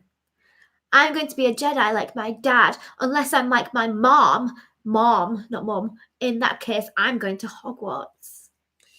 There's no reason you can't take you could do both. You could take a lightsaber to Hogwarts. You could do like Jedi night school or something.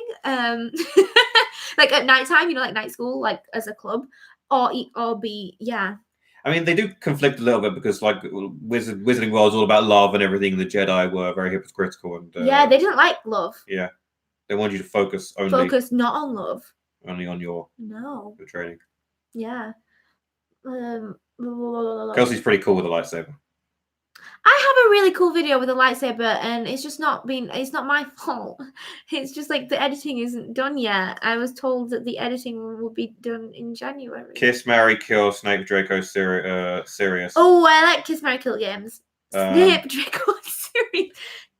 Kill Snape. Sorry, bye Snape. You're a terrible Death Eater. Kiss Draco. Marry Sirius.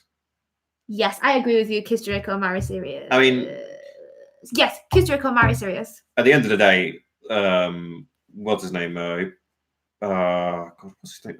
should know his name. Plays Draco. Tom Felton. Tom Felton. Thank you. He's a hot dude. So he's definitely Kiss or the other version of that of all. Kiss, marry, kill. Once my friend, I want to do that as a video. A lot of Harry Potter YouTubers have done the kiss, marry, kill thing, but I've not done it. So, nah.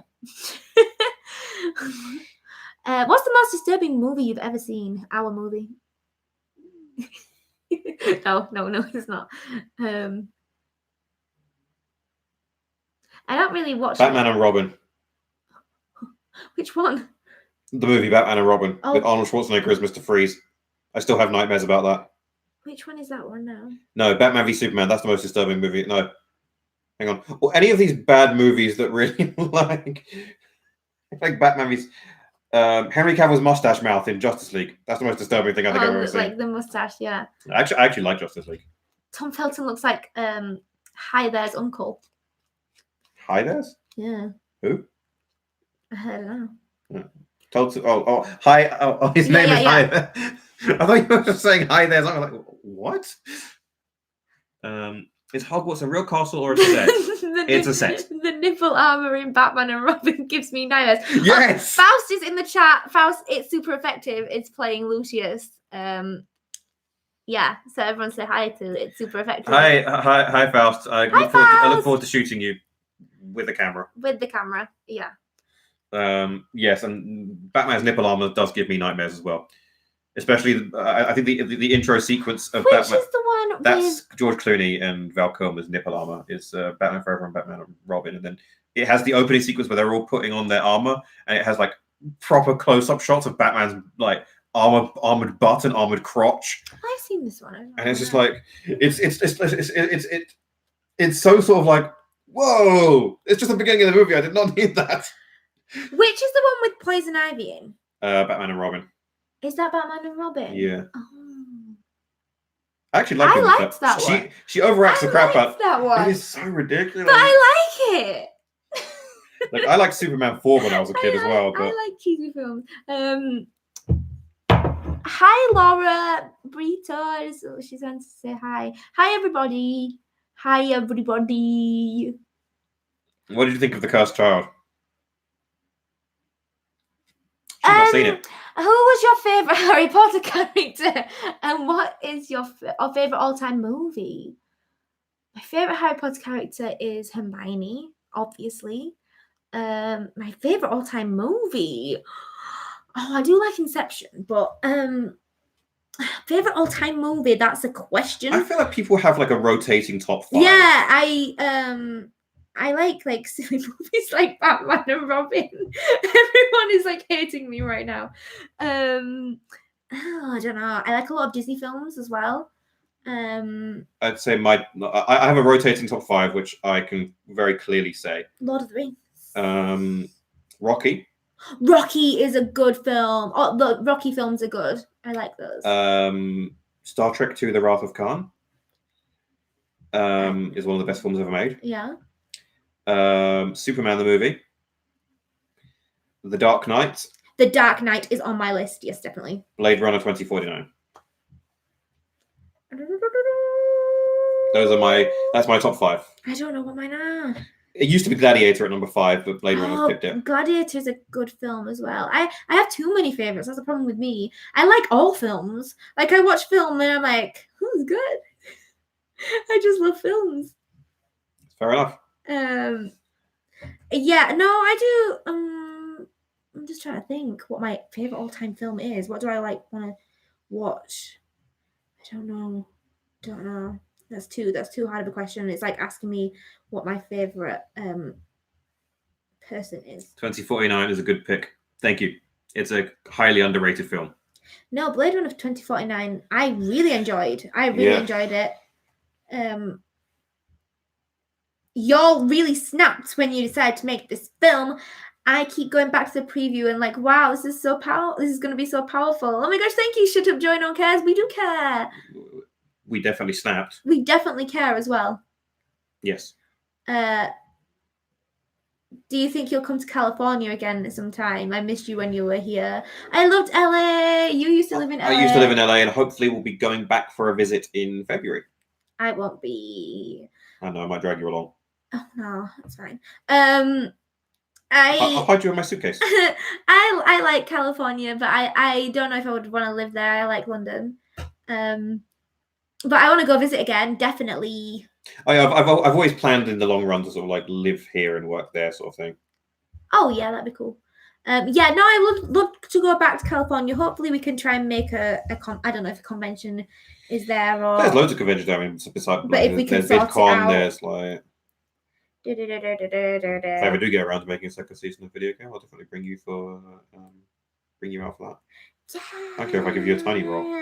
Yeah, just give me like one line. Just you can stand at the booth. booth. It's free. Okay, wrong film. I don't know. That could work for the fantasy arc. Dobby, Master gave Dobby a sock. Are these live streams saved as videos on your channel? Yes, they are. Dobby is free. I'm losing my mind. Yeah, I'm getting very hungry as well. I don't have any bourbons. Do you want to order a pizza? I already ordered food. Okay. Oh, I'll be doing this. We're getting pizza. In the UK, do they make kids live under the stairs? No, but we do have a Harry Potter cupboard in our house. Like a little cupboard under the stairs. And I'm actually thinking of decorating it out. Oh, I want to tell you guys about my... Oh, no, I don't want to tell you guys about my birthday party because then I'll ruin it because I want to make it into a video. And then I don't want it to be a surprise for all of you. And then you won't be all like, whoa, that shook. All those comments that are like shook and like quaking, you won't get them because you'll already know about it. So I'm not going to tell you. But basically, I'm going to have... Technically, we can have KFC delivered here. Oh, no, not KFC. Oh, Pop pizza? Anything but KFC. I've got free delivery on delivery right now, so... Opinion... I'm going to have to add delivery addresses. Guys, please don't get annoyed if I don't answer your question. There's like a really weird thing going on with the comments where it just like jumps. Yeah, we're like in the middle of reading a comment and then somebody just jumps. Yeah. Bad YouTube. That's a bad YouTube. What's my travel dream? Honestly, I've done, but like Japan. I've been to Japan. That's where I want to have my honeymoon. I've been to LA. Oh yeah, that'd be good. Vegas. Have you been to Vegas yet? No, I want to go to Vegas. Oh, you would love Vegas. Do you think I would? Yeah, I'm like this close to just telling everyone invite Kelsey. Because I get away with wearing. The way you dress seems positively boring over there. Okay. No, I want to go to South Korea as well. I told you about my. I've never been to South Korea. My anesthetic incident in Vegas, didn't I? Yes, don't. I'm not going to recite that, but.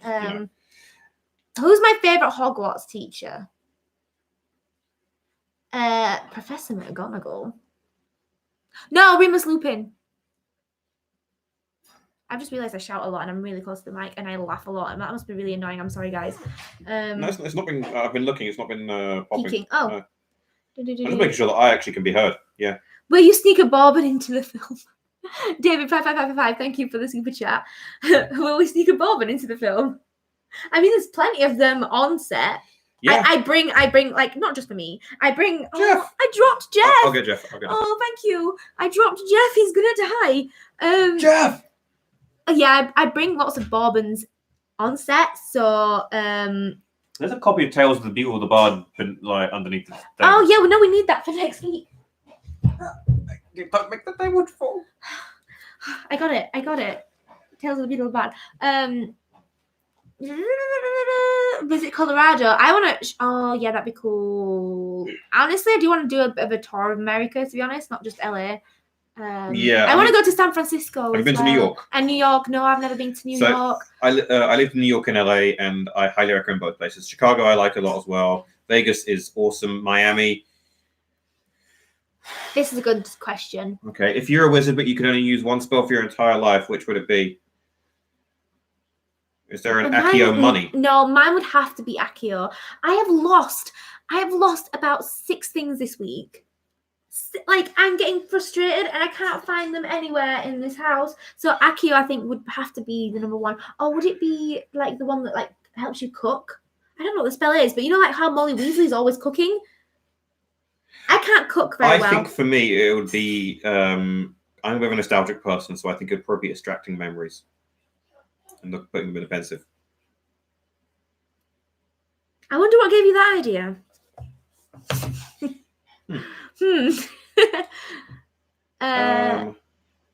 What is your favorite? What is your favorite Harry Potter spell? Mine's Lumos. I like Lumos. Let's get lit. I see a sewing machine in the background.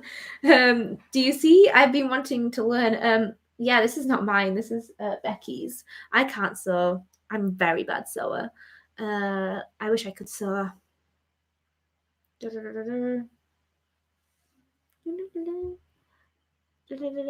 Accio happiness.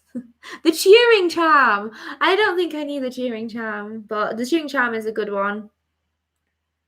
You'd just be laughing all the time.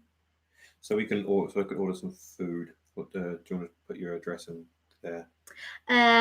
Which character do you at least enjoy in Harry Potter? Dobby. Accio, no, it's not Dobby. Some people hate Dobby. And Pretorius? I don't know if they're trying to. Who's your least favorite Harry Potter character? Who's my least favorite Harry Potter character? I think the obvious is Umbridge, isn't it? Yeah, she's not even that likable as a character. I don't like Barty Crouch. Junior or senior? Senior.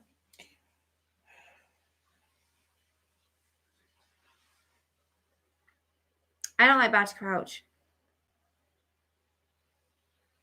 Or Fudge. Cornelius Fudge. Don't like Cornelius Fudge either. Basically the politicians. I'm trying to think of this. Who don't I like in this? Like, genuinely don't like. Aside from Umbridge. 1 to 10, how much do you like Dobby? 7. 6. I can't figure out how to do this. Where's the I don't know how to use technology. I don't get it. Where's the entrance to your building? Okay. It is about. Can you not just put? Yeah, but I need to add the delivery address. Here we go. Okay. What's the questions? I was legit terrified to death of Dobby when the movie first came out. He was a bit scary, yeah. I was like 18 when I watched that, and I was terrified of him. I didn't know you could put a dress nickname on Deliveroo. Shall I call it Hogwarts? Please call it Kelsey. You can call it Hogwarts if you want. Can I please put Hogwarts? Yes, put Hogwarts. I'd rather type my own. Yeah, not lunchtime spot, hidden island lair, or romantic getaway spot. Might be awkward, especially if April goes through my phone at any time.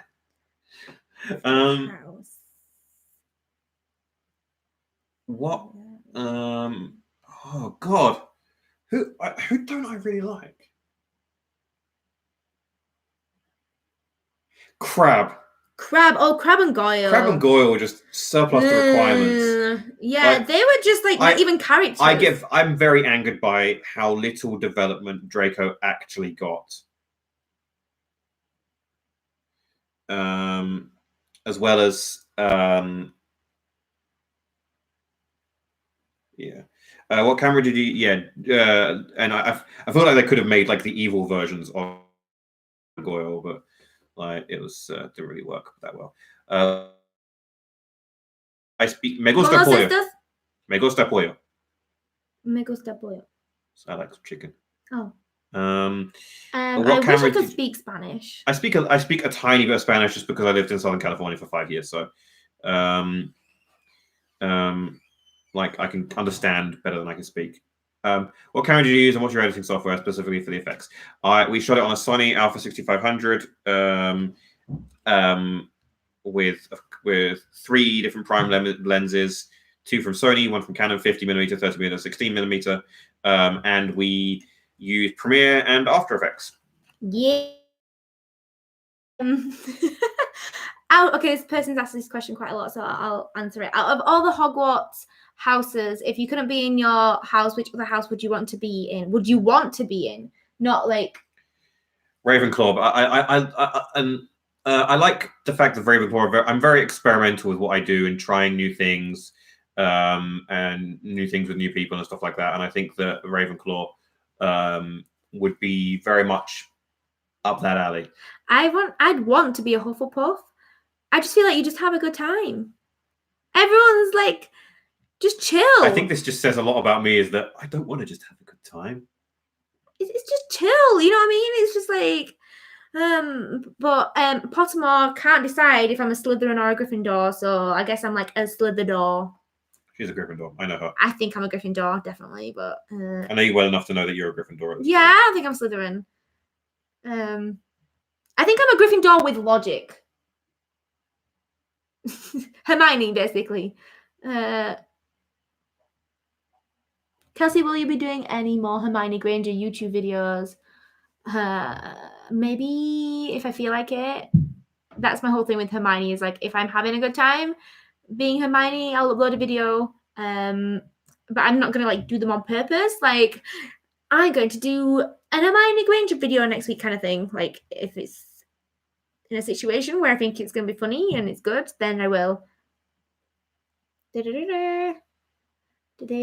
How long will end with a lot of things? Yeah, but will it end with a lot of things? Okay, so I think we should probably do this live stream until the food comes, right? Yeah. Which will be about.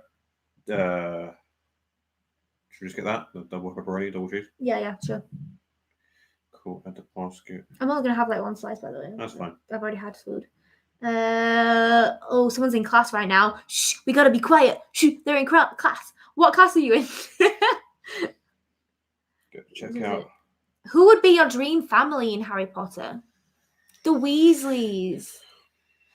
The Weasleys, right? Yeah, I guess the Weasleys. We don't really know that much about other families. Other families, to be honest. Yeah. Besides the That's Weasleys. why the sisters have that. Yeah, the Weasleys and the Malfoys are the only ones we really know much about, and I definitely don't want to be a Malfoy. No, I don't want to be a Malfoy. No way. I mean, don't get me wrong. I'd love their money.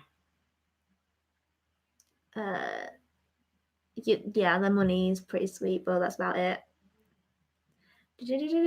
Of course, I know what Article 13 is. I've been tweeting about it quite a lot, so you guys should check out what Article 13 is, because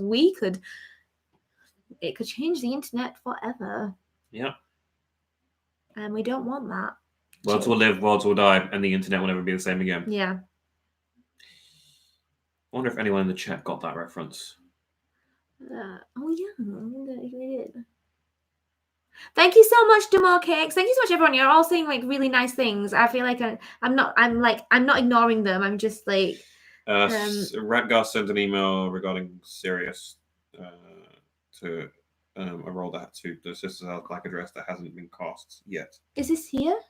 Yeah. Oh, Vadgast.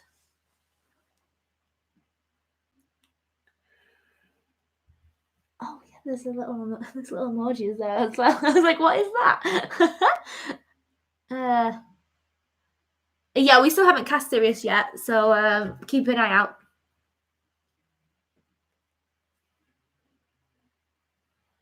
Oh my gosh, Alf the Ape. Hi. Hi. I don't know what your situation is, but I know. Look, if you're trying to fight it, don't lose hope. That's the last thing you should ever do. My wife to be, April, has just gone through 6 months of chemo and radiation and everything for the second time in her life. She's had cancer, and she's just gone through and she's beaten it, and she's beaten the odds twice now. And I know a lot of people have beaten the odds. And the most important thing is really to stay positive, because that does have a lot of effect on your mental health.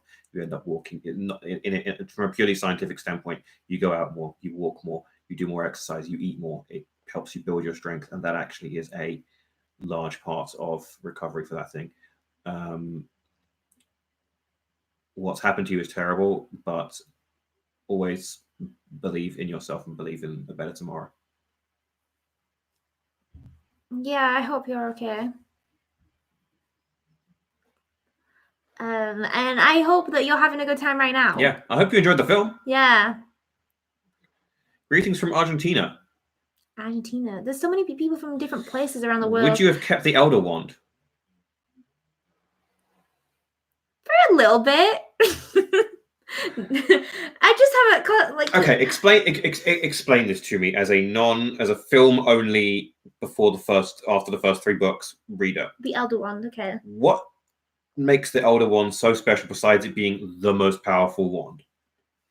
Shouldn't really the user be the more powerful one? Here we go. Do you want to read it? It's just basically the most powerful wand in the world. Like, you can't beat this wand if you like in a duel. It is next to impossible to beat this wand. Like, you are the most. You basically. Dumbledore did it. Yeah, Dumbledore did it. We don't know how he did it. We will find out in Fantastic Beasts. Well, it's not impossible, but it's very, very like next to impossible to win the Elder Wand because it's so powerful. That's why it's so special. But the thing is, if you were a crappy wizard, would it be any good? No, because obviously, like, it was being passed down, so people have defeated it. Or if you're just not a smart wizard. Because we're talking, I mean, Grindelwald is like arguably one of the most powerful wizards of all time, and he was still beaten with it. If you're not a smart wizard, you have to be smart with it. But yeah, it's basically just the most powerful wand in the world, which then therefore made you more powerful. But yeah, that was basically it, and it was made by Death. Yeah, I got that part. It was made by Death, so that's probably got more powers than what a normal Yeah. Well, so in my head canon right now, what it is basically is if I picked it up and I had very little magical skill, I could still cast some pretty impressive spells. Yeah. Or like the spells would just be more powerful, like they'd have more effect. And that's what I think would happen anyway. Like they just have more, like it'd just be easier. Okay, so I imagine it's kind of like you could. It's kind of like, I'm going to go back to DC superheroes here again. Warner Brothers, we're promoting you. It's kind of like being Wonder Woman, who is not as strong as Superman or as powerful as Superman, but they're still pretty powerful as Wonder Woman. But if you got the older one, you're basically Superman. Yeah. That's how metaphors work in my brain. Did you have astrology in school? Did you always have to smirk whenever a star or galaxy you learned about was also a HP character's name? I never learned astrology or astronomy either. I would have loved to have learned astronomy. No, I didn't either. But I had to do a lot of research. Obviously, we went to like this star place in LA, and I was literally like this observatory. Yes, Griffith's Observatory in LA, and I was actually like fangirling every time I saw like Orion's belt with Bellatrix in it, or the Cygnus star, the Draco star. I was like, or the Sirius star. I was just like Harry Potter freaking out. We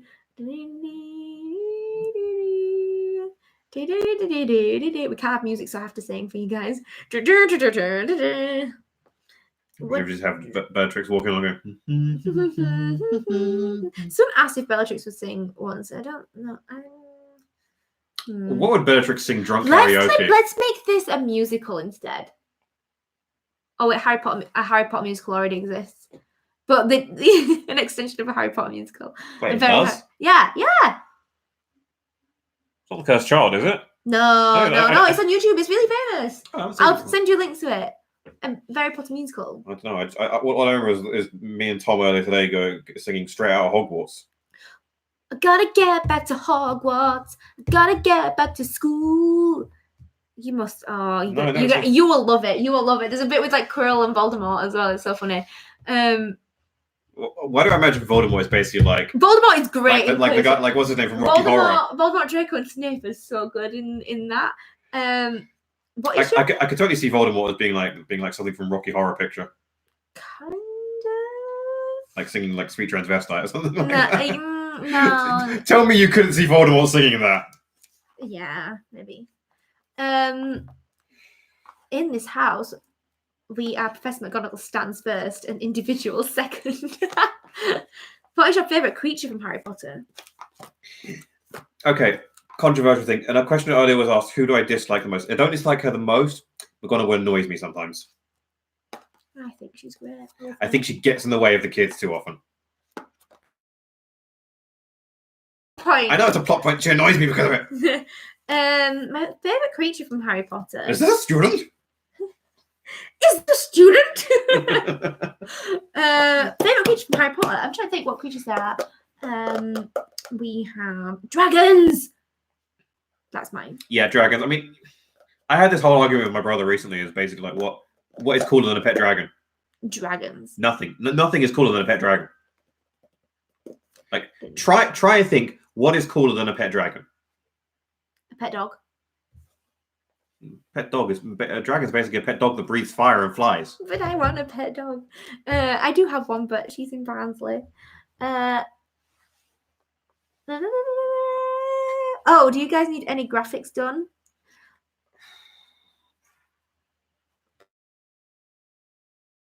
In the meantime. Yeah, I might get in touch with you about that. Radagast. Email Sisters of House Black again about it, Radagast, if you're interested. Wait, what's the email address? sistersofhouseblack@gmail.com. Send your fan name or saying how beautiful you think Dobby is there as well. Oh, Dobby is beautiful. Look at those eyes. I love Dobby. Me and Dobby are best friends. Well, thanks. Good luck for your horse's vet appointment. I hope your horse is good. Yeah, me too. I love horses. My friend has 2 pet dragons. What's better than 1 pet dragon? 2 pet dragons. True. A blast-ended. Oh no, those annoyed me. They're not in the films. The blast-ended scoop things.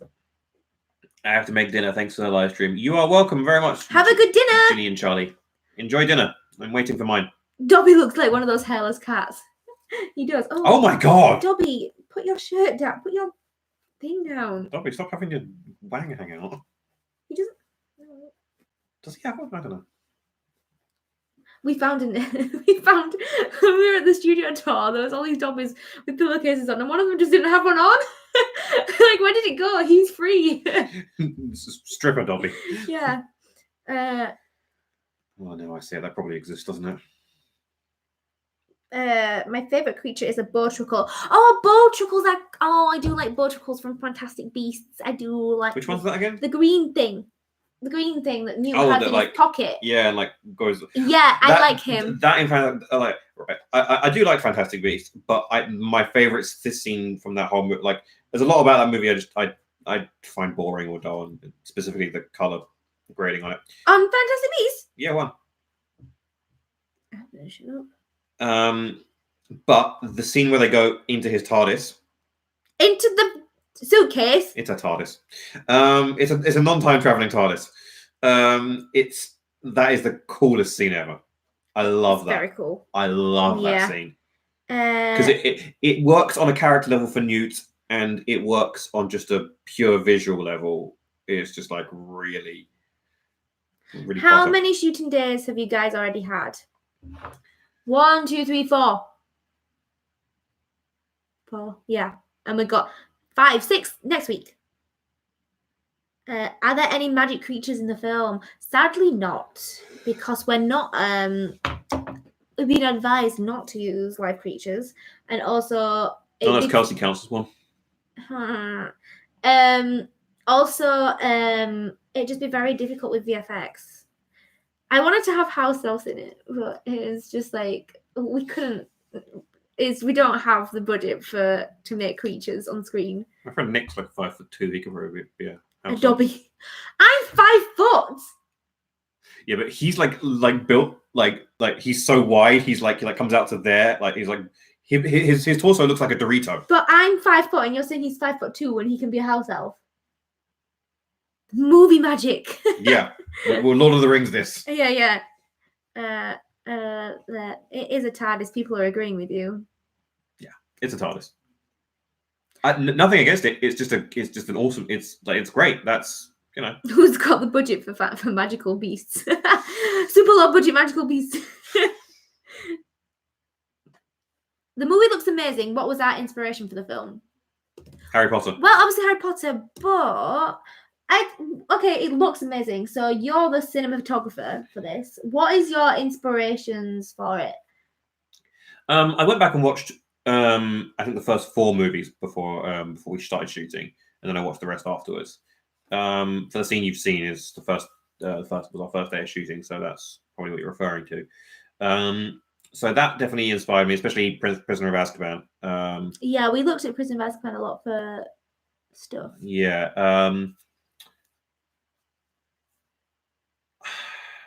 I would also say just like creating a look was kind of about like trying to create the Harry Potter look to it. That sort of like that like greeny teal and like deep orange sort of like color grade to it. I don't know what really did inspire me. I think there were actually some horror things that inspired me a little bit as well.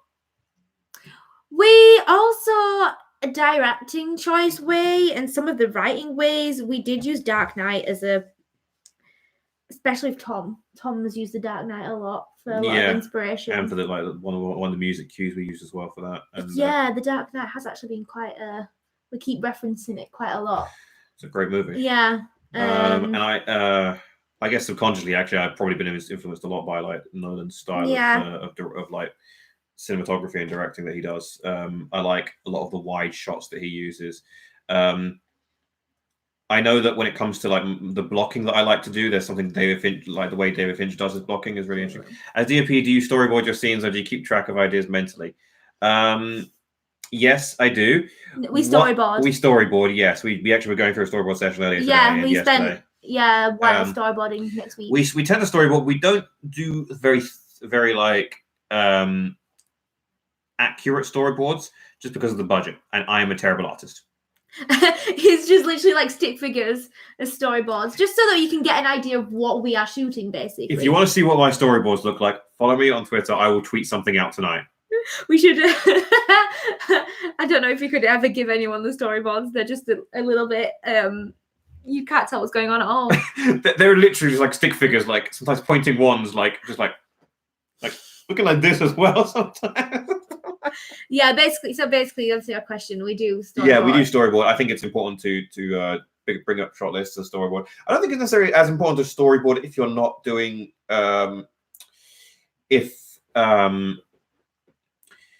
I don't think it's as important to storyboard if what's the right word I'm thinking of here? I don't know what you're thinking. I can't read minds. I don't know. Legitimacy. Did I say it right? Yeah. Legitimacy. I don't know. I mean, there have been times I've done stuff without storyboards and it's come out just fine. There have been times I've done stuff with storyboards and it actually ends up meaning that we end up with more. If you've got time and you're taking your time, storyboards are great. If you don't have the time, you are better off just coming up with a basic shot list and shooting that shit.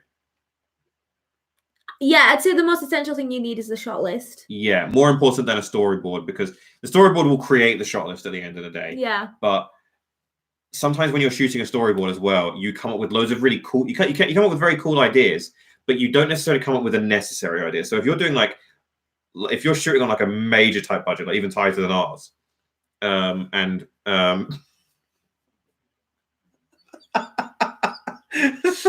distracted by Doppy. He's really... If you're shooting on a majorly tight budget, then shooting the filter on the movie reminds me of the first Twilight movie a little bit. No, actually, the Twilight movies do look good, though. They look good. Yeah, thanks. I just have a deep disdain for those movies. I'm a huge Buffy fan. Storyboard saved lives, can confirm. Yeah, I'm a huge Buffy the Vampire Slayer fan. I think storyboards are not unnecessary on excess. They can be very important if you have got the time to film all the coverage. And it's always better to get more coverage. But if you're shooting in a desperation sort of like low budget, you're better off just coming up with a shot list and getting that done and figuring out on the day, especially if you haven't seen the location or something like that. Oh my gosh, Laura Brito, her and her 3 friends are going to dance to the Expecto Patronum remix. That is awesome. Have fun, guys. Inspired by Hermione dancing. Miss Granger herself. I don't know her. I don't know who she is. Like Hermione Granger, I don't know her. No, you don't know her? No. Do you like the Harry Potter movies or books better? Books. Movies. Books. Then again, I've only read the first 3 books. I think the movie for Prisoner of Azkaban is infinitely better than the book. No. They do not explain who the Marauders are in the film. That's like the essential part of the whole story. It's surplus to requirements. No, it's not. They just don't ever explain it. And everyone's like, what's this special map for? Why is it so special? It's in the hints. It's hinted in there. How many owl cells? No, but then the whole thing with the Patronus, with it being prongs, with it being like that's James, you don't get that in the film. Because people are just like, oh, it's the like what? Prongs is James. Yeah, but that's only because like you have me on the team. No, but that was long before I met you. How many house elves could you are not my only source of Harry Potter information. Thank you for the super chat, Barger. How many house elves could Hermione free with a t-shirt cannon? What do you like? Depends on her reload launching speed. Elves out of a cannon? No, she'd be sending t-shirts through the house. You're not stopping Dobby. Free the elves! Yeet! Yeah. How many? I'd say like a third of the kitchen, Hogwarts kitchen. Yeah, that sounds about right. That tracks. The third movie was not the worst one. What are you talking about? Is Hannah still there? I don't know. She went. Why? No, I'm just wondering. I haven't seen her for a while. No, she went. She messaged me saying she had to go because she's traveling on the trains. Trains. Do you think there was some good embellishments? Oh, okay. I guess people are coming in that weren't here before. Do you think there's some good embellishments? They're humans. Yeah. That's all I'm gonna say. It's not caricature. It's not black and white. I find sometimes Harry Potter became a little bit black and white at times, and I like that this film especially goes away from that. That is something that I'm really impressed by with Kelsey's writing on this. Is that look, we're friends. Me and Dobby, we're friends. Is that she focuses on on making things characters rather than humans. Yeah, there's more about the humans than the there's like the saying in what Sirius says. There's light and dark in all of us. Light and dark in all of us. It's not just Death Eaters and you know what I mean? You know what I mean? I have science next. The bell is going to ring. Oh, science. Get that. Science. Get that biology. Get that chemistry. Dobby is a free elf. He really is. He's so free. Did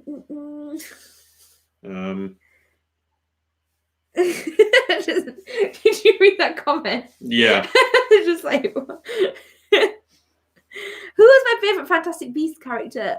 Queenie and Grindelwald. Grindelwald. Is that actually how it's pronounced? Grindelwald. Grindelwald is a very good villain. He's a dead elf. Dobby's a dead elf.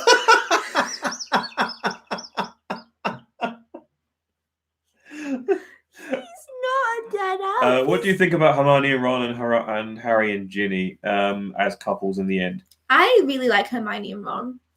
I think Hermione and Ron go great together. Yeah. I think, at least in the films, Ginny and Harry didn't go together. In the films, Ginny and Harry didn't. In the books, I think they did. Although I do like Harry and Luna. Yeah, I ship Harry and Luna. Yeah, Harry and Luna. Oh, pizza. The pizza is here, so we're going to have to go. The movie really painted the villains as like, here you go, they're evil, what more do you want? Yeah, that's what we kind of like want to not establish in this film, basically. My favorite, okay, David, thank you again for the super chat. Favorite Buffy character, Buffy fan film next. Spike. Spike, yeah, definitely. Spike. I've gone as much stress as Spike. Spike is the one of the best. Spike. Although there is a very like problematic scene with Spike.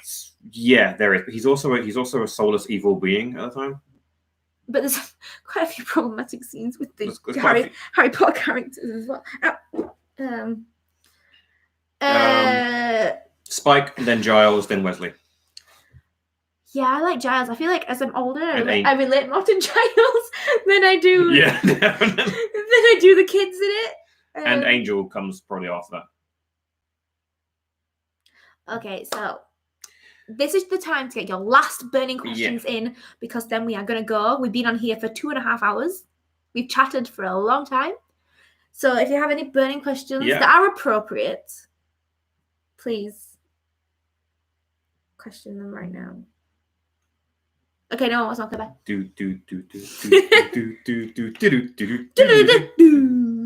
Oh, I think only the British people will understand that song. Yeah. Oh, okay, Jeff is here.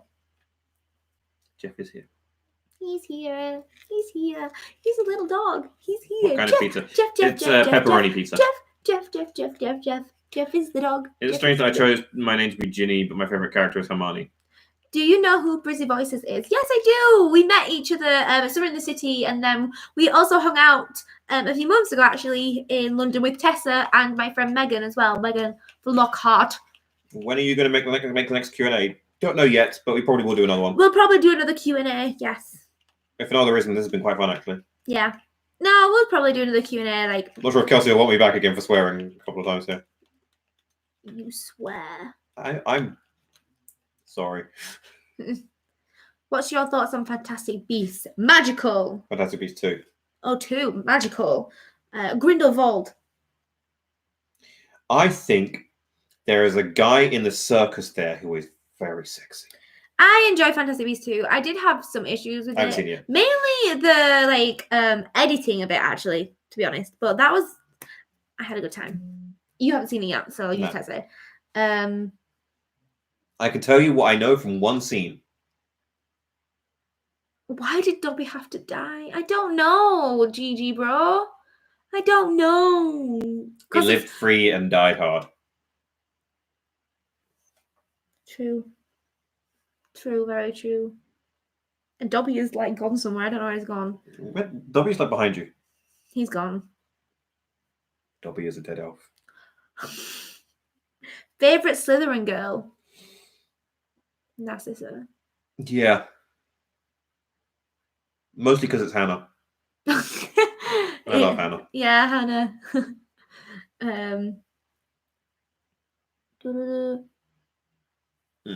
Which shows do you watch? I think this can be the last question. Yeah, which shows do we watch?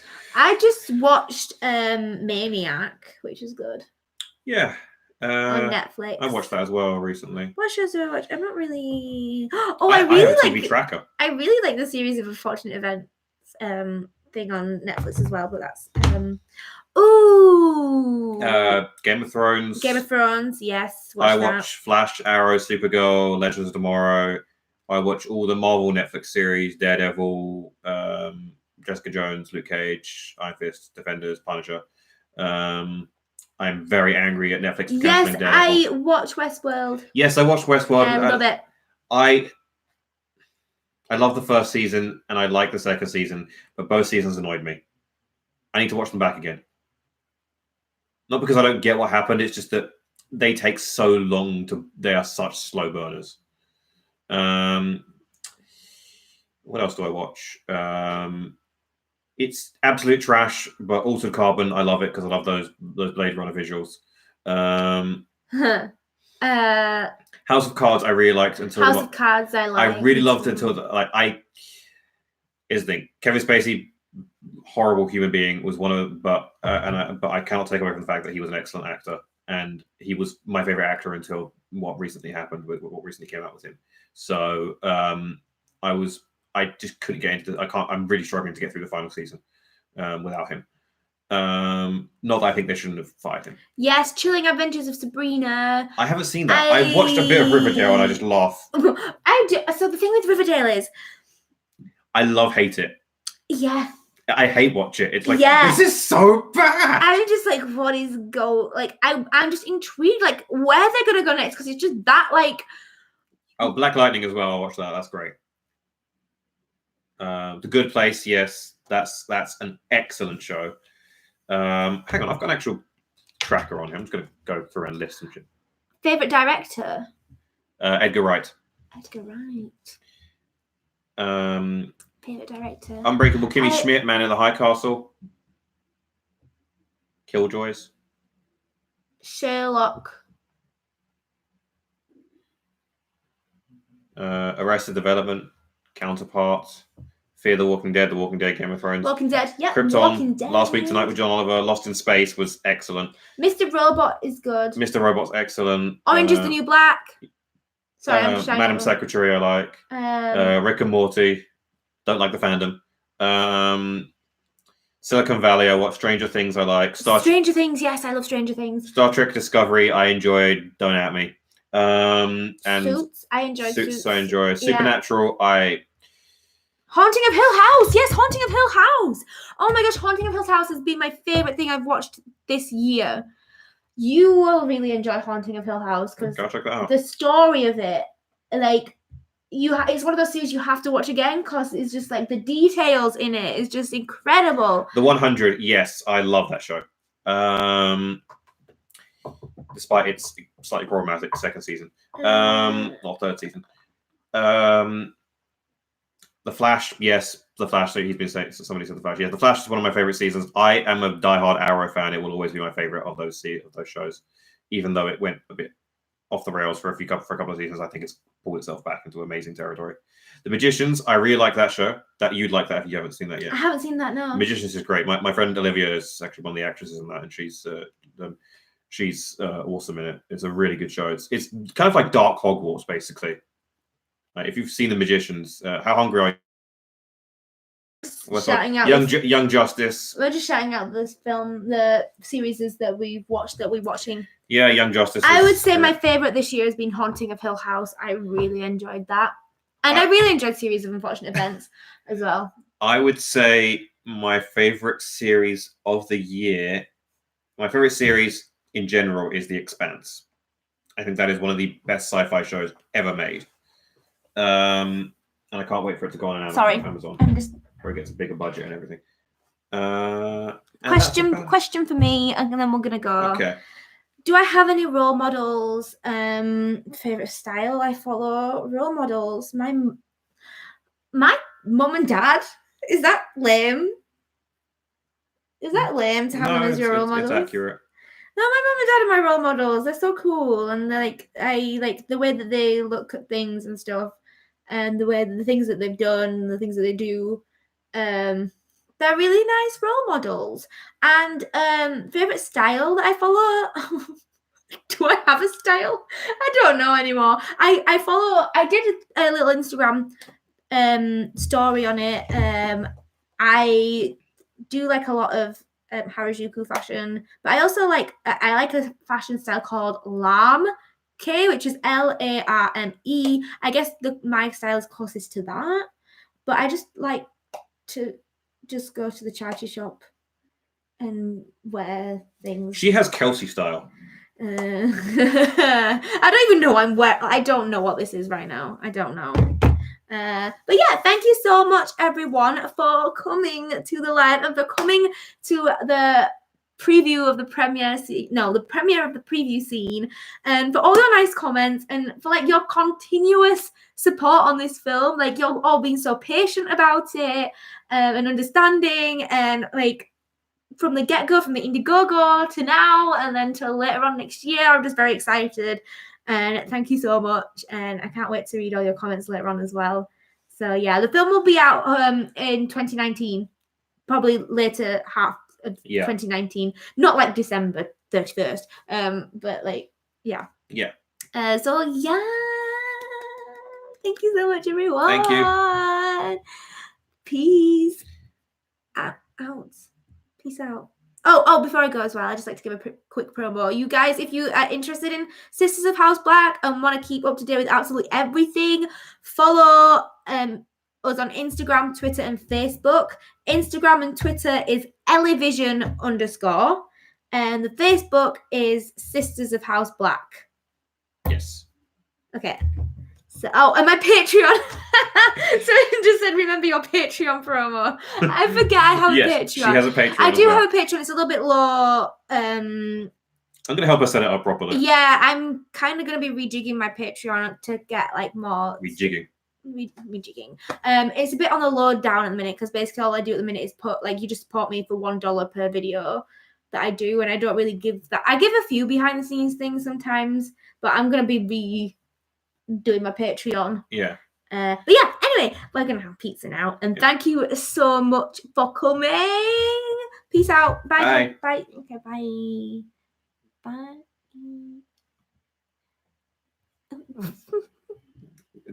Yeah, you're there. Bye.